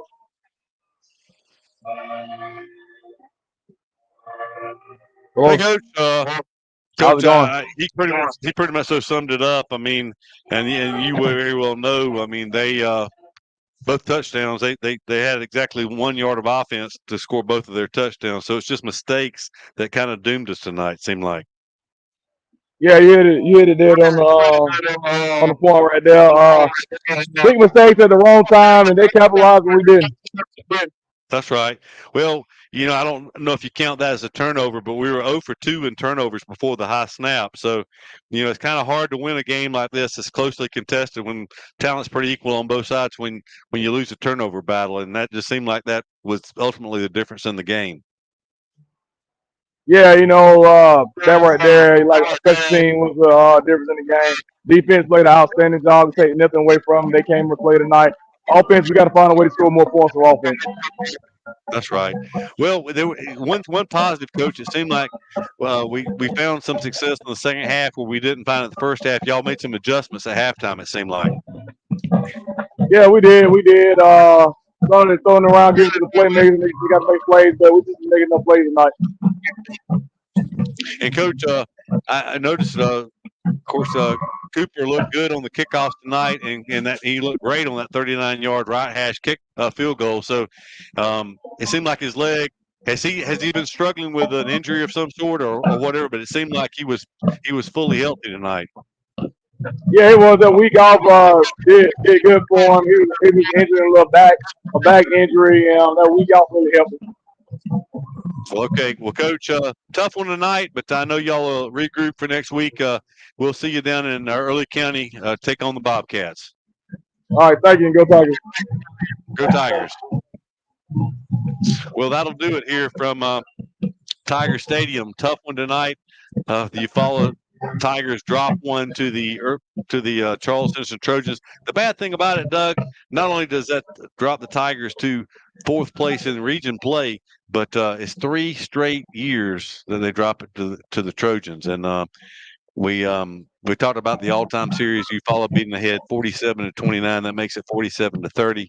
But it's 3 straight years the Trojans have gotten the better of the Tigers. Yeah, and they all finished second place in the region. Catholic beat Andalusia tonight, 38-0 at Andalusia. So it'll be Catholic, Charles Henderson, Andalusia, and then Eufaula. Yeah. So anyway, Tigers have a lot of work to do before next week's game. And as we said, the playoffs are set now. It'll be Eufaula 2 weeks from tonight, traveling to Lineville, Alabama, to take on Central of Clay County. So unless there's any more comments from any of the guys tonight, John Wayne Robinson on the sidelines, Jimmy Simmons on the camera, Doug Applin, I'm Keith Bryan, wishing a good night and a great weekend. Go Tigers.